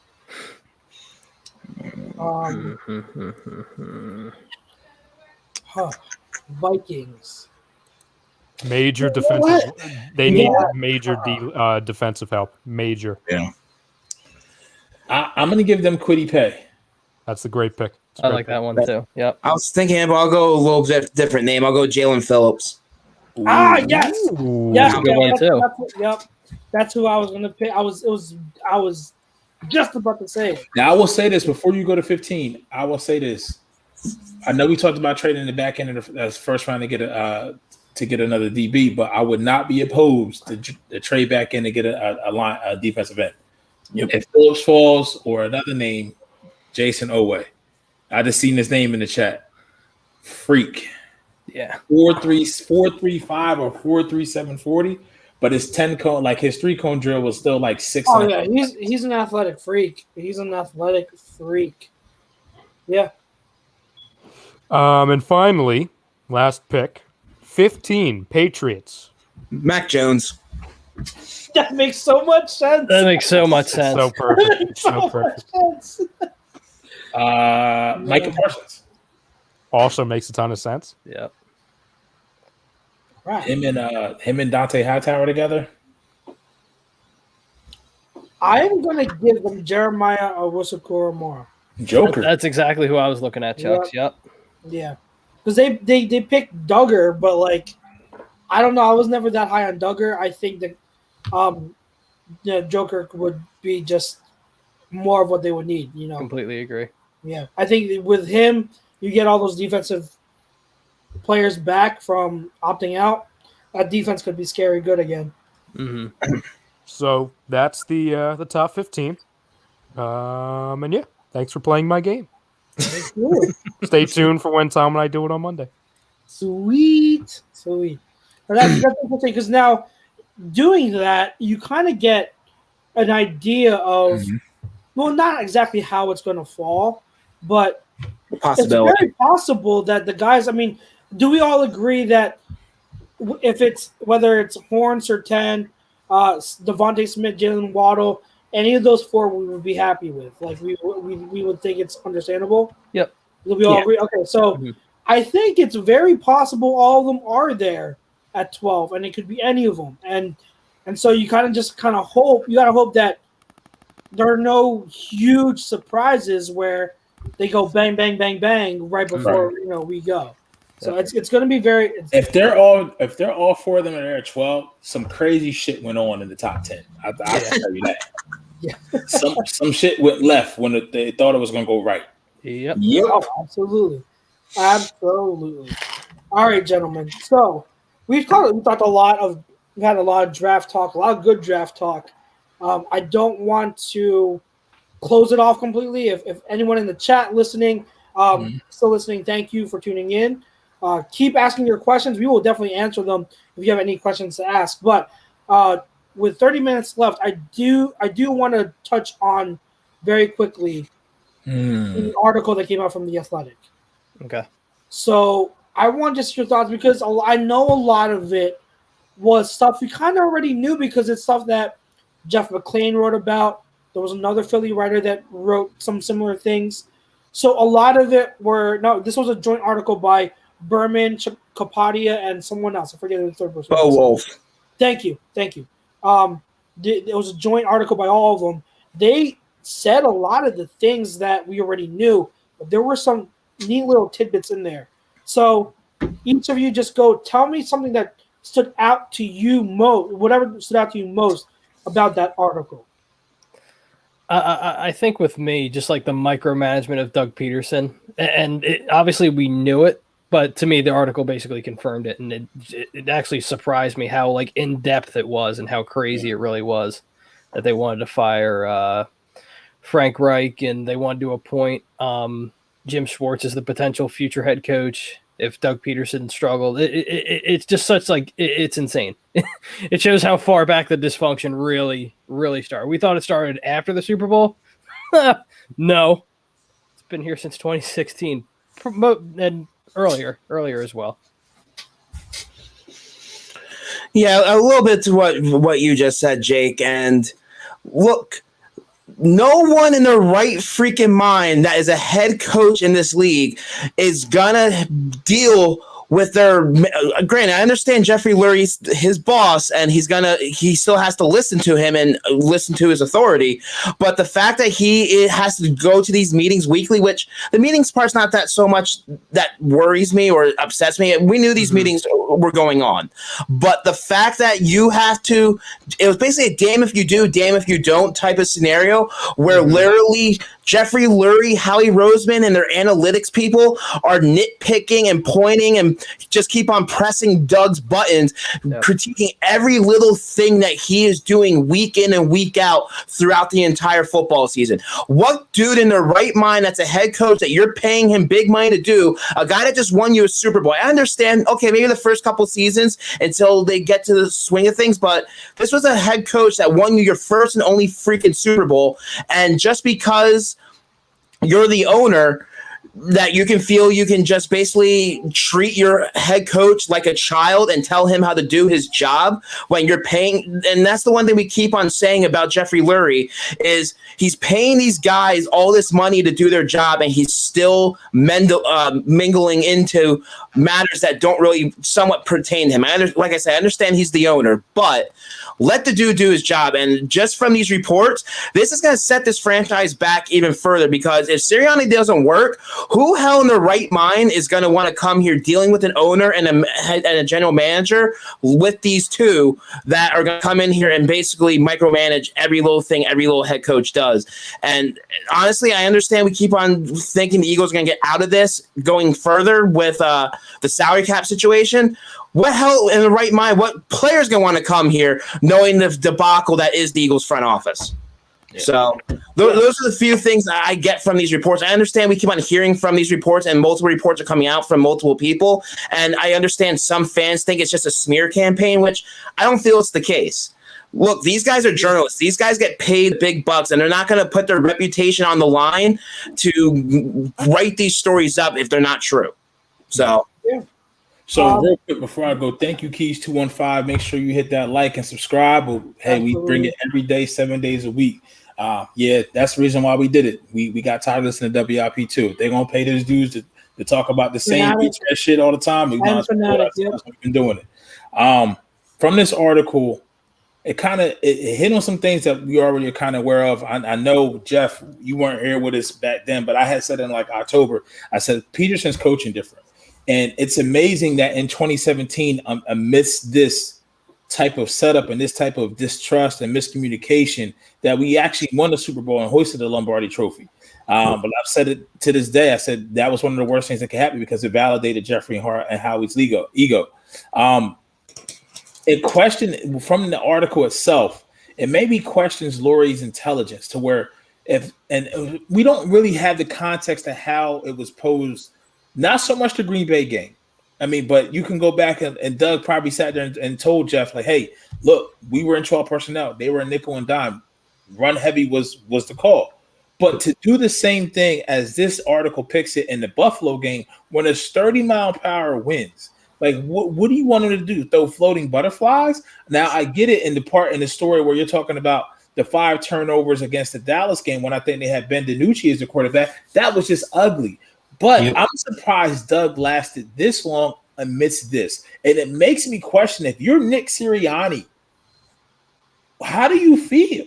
Like what has changed? Like, Howie changed because he got demoted to the other side when Jeff actually chose someone else other than Howie when he chose Chip for that 1 year, and then Howie came back. But now Howie has regressed more into his ways to the point where it's like, there's no one left anything. All checks and balances. There is no checks and balances. No one in that building outside of Howie and Jeff feel as if they have a voice, especially when Jeff is like saying, we're going to go J.J. Arcega-Whiteside. Okay, Jeff, we appreciate your opinion, but this is why we're going to go Paris Campbell, or this is why we're going to go. When they wanted to draft Jalen Hurts at 53, we get it, Jeff. We appreciate it, Howie, but we've been doing this. This is what you've been paying us to do this whole year. We have Jeremy Chin here. This is where we think he can help this team out right away. No, now maybe Jalen Hurts wouldn't have been there by the 3rd round, but he wasn't drafted with the whole prospectus to be your starting quarterback week 1 of season 2021 season in the first place. You know what I mean? So I just don't.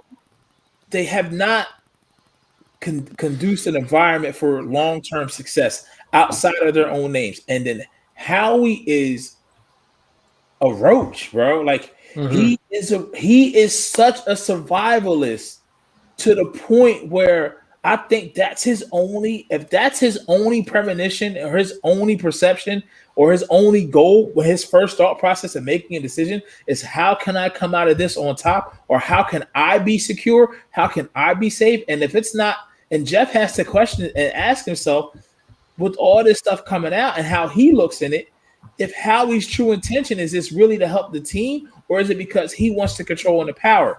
And I get it from Jeff's perspective. Jeff is now probably gun shy to trust anyone else but Howie, because with the one time he did it in 2015, look how it turned out for him. So he's not going to want to go back to that well again and say, hey, well, Howie's not it. And we trust, like, he can trust Howie, but they need to bring somebody else in and then truly give that person a voice. When you undercut someone and it's a Super Bowl winning head coach, he, like I said, Chucks, we talked about this. Jeff, we talked about this. Jake, we talked about it. Mm-hmm. Doug didn't get fired. Doug quit. Yep. And you're seeing the reason why Doug quit. So we get all this talk about Carson and Wentz. He bailed out. He took his ball and went home. Doug did the same shit. He did the same shit. But it's more justifiable, understandable as to why Doug did it based on these articles. And you're not seeing any article. And it's hard to support Jeffrey Lurie at this point. I hear people say, well, he's been in the league for 30 years. He's a smart owner. He's a good owner. And I'm not saying that this doesn't happen in other in other organizations. It probably does, but I don't think owners are meeting with their head coaches after every game, especially a win, and questioning why the win wasn't the way that they didn't win the way that he wanted to win, or that the owner wanted to win. Yeah. That's my biggest problem. Like, a W is a W. You only play 16 games, now 17. You take the win when you can, and then you can build upon it. You know what I mean? So I don't. It's just, it makes it difficult. It makes me question, because not only have we seen this affect the past, it's affecting the present. Now, if they keep this up, it's going to affect the future. Like, how can Sirianni really trust these dudes? And if he does, if he really thinks he's going to have a bigger voice, then he truly is the yes man. Do you guys be honest? Did you guys know who Alec Halby was before this article? No. I knew somebody like him existed. Yeah, but never knew the name. Learning about who he is, being Howie's right-hand man, his main analytics guy. Mm-hmm. Now, I know that Laurie and Howie have been big on analytics the past several years, and don't get me wrong, analytics has its place in football. Mm-hmm. It definitely does. It helps with a lot of things. But as someone who has been learning a lot about the importance of film study and continues to do so, I put a lot of emphasis on that, and I've learned a lot, and I'm still learning. I have a lot to learn still. I'm nowhere near where I should be. Mm-hmm. It really bothers me that there is no balance right now with this team when it comes to analytics and film, analytics and scouting. And the scouting department, I've said this ever since the McLean article, the scouting department is getting paid to do a job that they're not able to do. And I feel bad because they're going to keep, blaming the scouting department and saying, hey, our scouts suck. They don't know what they're doing. We can't get good talent. Mm-hmm. When in reality, it looks like they do know what they're doing, but they're not the ones making the decision. Yep. Like I can't stand analytics when it gets so relied on to the point where you're not trusting what you see on film. Mm-hmm. It's all about outliers and numbers and statistics and all of that, and trends. And the thing is, like with analytics, a lot of the times, a lot of stats, and this is why I always preach that numbers do lie, guys. Like people, I hate that whenever I see that phrase, numbers never lie or something, I can't stand it because it's such a big crock. Mm-hmm. Because numbers do lie. Without context, numbers lie all day.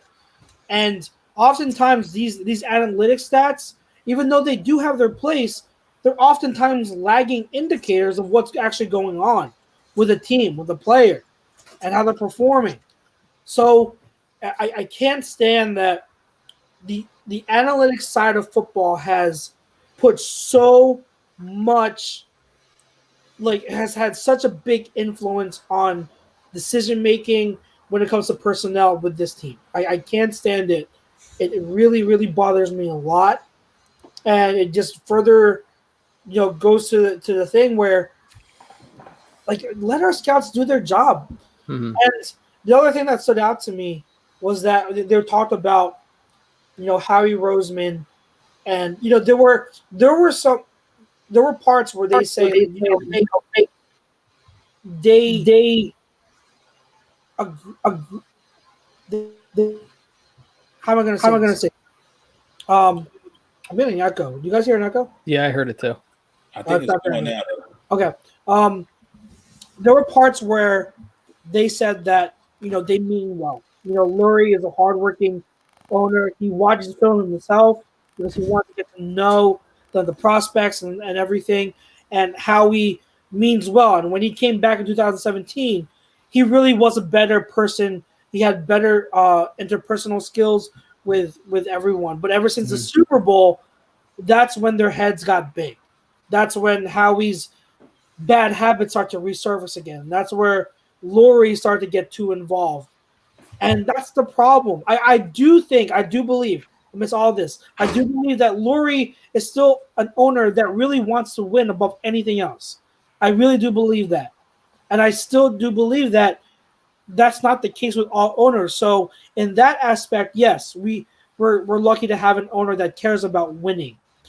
I just think it's really bad that it's gotten to the point where he cares so much about winning that he wants to meddle in the people who, if you let them do their jobs, they will help you win. You know, Lori, your job is not to scout and make personnel decisions. All right, that's not your job. Do what you do, which is great. He's been great as a philanthropist, as active in the community. He's never had an issue with the Eagles spending money, and that's why I always appreciated Lori as an owner. But what we've seen him do and become the past few years has been inexcusable, and I can't stand it. And we can scream and holler like fire Howie, fire Howie, but until Lori changes, let's be real. It doesn't matter who the GM is, right? Because he's going to hire a GM that's his yes man that he trusts. So if Howie's gone, it's just going to be another person who's going to be doing the same thing and doing what Lori wants. And right, and Chucks, they preach collaboration. It's not really collaboration. The 100% collaborated is Jeff and Howie. Like you just spoke about, Chucks, you said it so well. Like Jeff is a good owner. He wants to be involved. He wants to watch film. Well, watch that film with the fucking scout team that you pay. Yep. Don't watch that film separate. Like the analytics guys had a completely separate board from the actual scouts. Like that's not a collaborating effort. That's very divisive. Yep. You know what I mean? So Jeff, if you really want to know, you really want to help your team, you want to get an insight as to the guys that you're paying on this payroll to do this job, watch film with them or invite them to watch film with you, but somehow don't watch film by yourself or just watch it with Howie, who you're comfortable with. I would not have employees that I'm not comfortable with being in a room by myself. You see what I'm saying? Like, that's the type of shit as an owner that's starting to make me question Lori as a person. Because you want to spend money and spend bread, I get all that. And you want to keep throwing darts at the board, I get all that. But when the results don't meet the process, then the process needs to change. You know what I mean? So I just don't get how Halby could be the guy that's Howie's hitman, and you just have him gallivanting around the coaches, and the coaches don't trust him. Like, somebody needs to come into the room and be like, listen, everybody need a timeout. And look at the bigger picture. Look at what we did in 2017. Amidst this miscommunication, amidst this environment, if we truly work together, there should be no reason why we can't get there again. Yeah, no, I completely agree. But I just don't know how it gets better, Pete, to be honest with you. I really don't. I don't know how it gets better. I know this week, I know at least up until the draft, we're going to be heavy draft talk for the next 2 weeks. And we can talk about the guys that we want. The fam can talk about the people that they want and the players that they want. The Eagles should do this and that. But at the end of the day, I just don't know how anybody in this or in this fan base has confidence that they'll make the right move, let alone draft the people that we want. That's the $1 million question. That's the $1 million question, Jake. I mean, I don't, but they have to know now, right? Like, I read this story, and this is what the third, and this is probably the most thorough story. I think McClain had released something on ESPN like maybe a year and a half ago. But even this story, you know what this story did for me outside of just providing these tidbits and taking my thoughts away from it? It filled in blanks. It filled in blanks as to why the Carson Wentz situation happened. Because when you have an organization like this that's this dysfunctional at the top, what do you expect with everything else below it? Yep. You feel what I'm saying? Yep. What do you expect everything else below the head of the snake? Below the head of the snake, if that's not seeing eye to eye, the coach, the GM, and the owner aren't on the same page, right? How do you expect your QB and your coach to be? Yep. Why do you expect players to get it wrong? Why would I have the sense that this team would come together when the brass and the ownership of the team can't come together? And we had the owner telling the coach to fire the offensive coordinator because of the way the offense performed. No, bitch, draft some fucking better players. How about that? Yeah, I'm actually happy you really brought that up too, Pete, because like you look at these reports, right, where Even a couple weeks ago when the Eagles traded back from 6 to 12, originally the report was they wanted to trade up to 3 to get Zach Wilson. How do you think Jalen Hurts feels? And now they're talking about possibly the Eagles next season. They're building up these picks to possibly trade for Deshaun Watson or even a Russell Wilson. So at this point, I get Jalen Hurts has to prove himself, and he's been in these situations before, so he's not mentally weak at all. He'll fight through it, and it's whatever. Right. But at this point, you have to be reading these reports and talking to your agent, being like, what the hell's going on? What the hell's going on here? You draft me to replace Carson Wentz. You trade Carson Wentz literally less than a year after drafting me, and now you're talking about getting another quarterback? It's all anchored to being in control.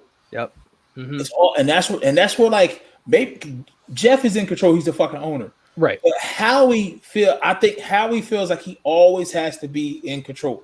Howie always has to control the narrative. He has to be the guy. Like they said in the article, it wasn't the fact that he got upset that the information got out. It was the fact that the information got out and it didn't get out by him. Mm-hmm. He wants to control the narrative. So to us, and this is a very good point, because I actually listened to, it's called Birds with Friends, Zach Berman, Shil Kapadi, and BOAF. They have a weekly podcast, somehow weekly. Their schedule is fucking ridiculous. But this podcast is all about the story. And Shil said one of the things about Howie is we look at Howie and the standpoint that he is the player personnel. He is in charge of the players and assembling the roster.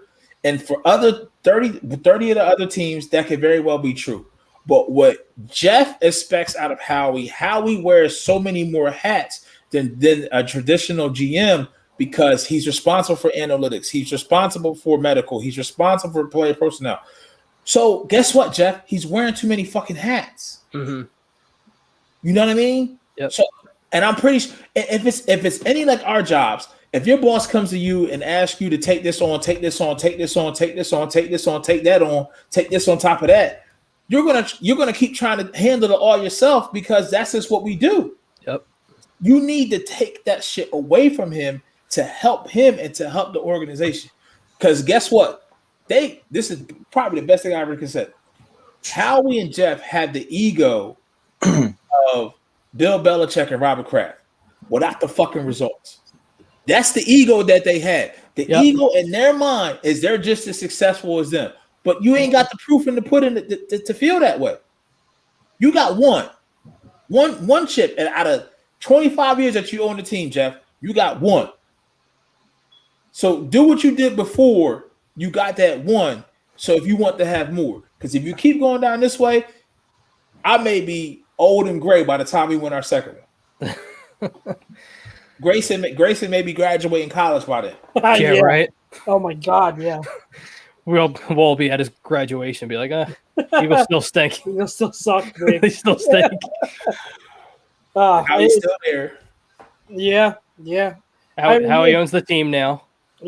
Oh God. How is the owner? It's really disturbing. It's what's, I don't know if this is more disturbing, or if you can say like this is more like it, you can see it either way. But I wouldn't be surprised if the Eagles turn this around in a couple years and be a winning team, like with a winning record, not a Super Bowl contender, because the track record does show that Laurie and Howie do turn around the team in a quick manner.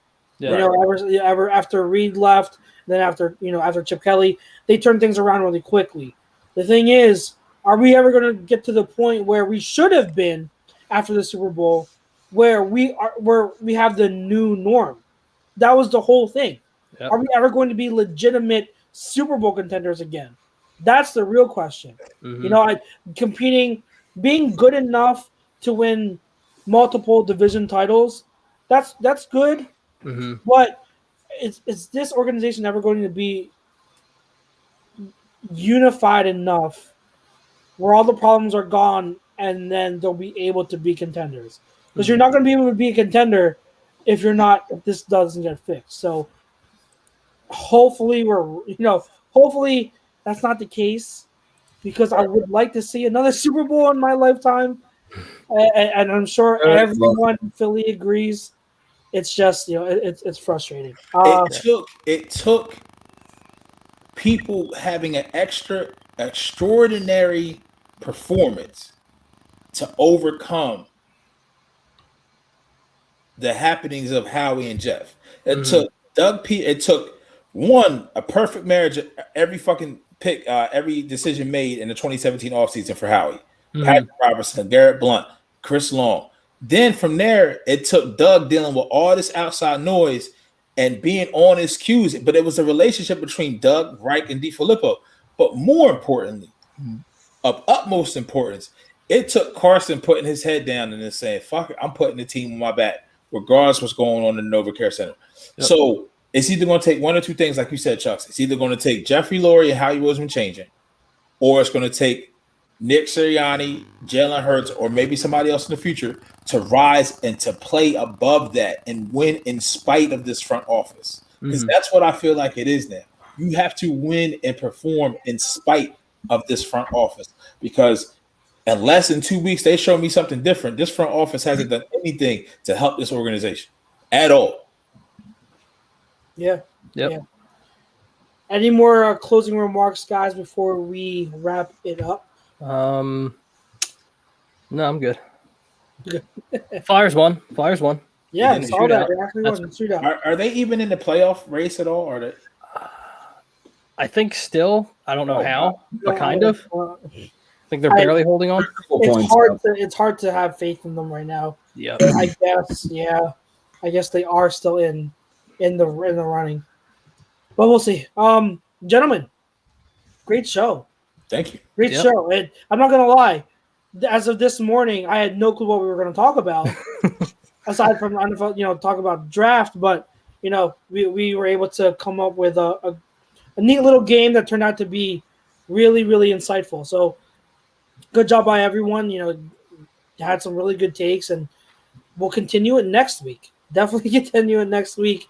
Jake, thank you for stopping by again. Oh, no problem. Going in for Chrome. Yeah. Hopefully, Chrome will be back next week. If not, you guys will definitely see Pete, Jeff, and I once again. But to everyone listening in, to all our followers, our viewers, the A2D fam, thank you so much for tuning in again to this week's show, Birds of a Feather. What's up? Scott Beard will answer this last question. He says, any chance of moving from 12 to 19 with the Washington football team if a QB falls? Ask for Montez Sweat in the deal, grab Bateman at 19, and why? I don't see them doing that. I don't see them getting Montez Sweat. Yeah, I don't see either. them doing that. Yeah. Nah, no way. Yeah, that defense is a huge part of why they're so successful. I don't see them giving up. And that defensive line is too. Yeah. I can see them wanting to move up, but I can't see them giving parting ways with Montez Sweat. Appreciate it, Julio. Julio, thank you so much. Love you. And all our viewers, again, thank you so much for joining us, whether you're on Facebook, Twitter, YouTube, Instagram, Apple Podcasts. Remember, subscribe, leave us a comment that helps us with Apple. Thank you, all the viewers on Stitcher and Twitch. Our sponsors, again, our doc, Paul Vidal, Specialized Physical Therapy, the Counseling Center at Sunrise Detox, and Body Check, the sponsor of our poll question. Remember, 20% off. Use the promo code A2D. Tune in, guys, to all the shows we have. We have a show every single day during the week. I'm not going to run down all of them because now, honestly, it's getting too much to keep track of. It's getting way too many to keep track of, and that's a good thing. Mm-hmm. That's a great thing because this goes to show that we have something for everyone. We even one of the new shows we have going on right now, the Money Pot, has to do with betting. So if you're into sports betting, definitely check them out on Friday nights. Check out all of our shows, guys. Seriously. And I know I saw a few people ask this, but yes, we will be doing another live reaction show for the NFL draft. Of course. We have to. Days 1 and 2. I'm sure I will be embarrassing myself in some way or some form again. All right. So if you want to see that being fun of me, definitely tune in. We will also, for Birds of a Feather, that week, we will be on a special night, Tuesday night, for that week before the draft. We will be having a mock draft special for this show. We will be doing a mock draft of the whole first round. So definitely tune in for that. And tune in to all the other shows, like I just said. So from myself here at A2D, Pete, Jeff, Jake, thank you so much. We love you. Stay safe, and we will see you next week. Peace out, guys. Later, guys. Peace.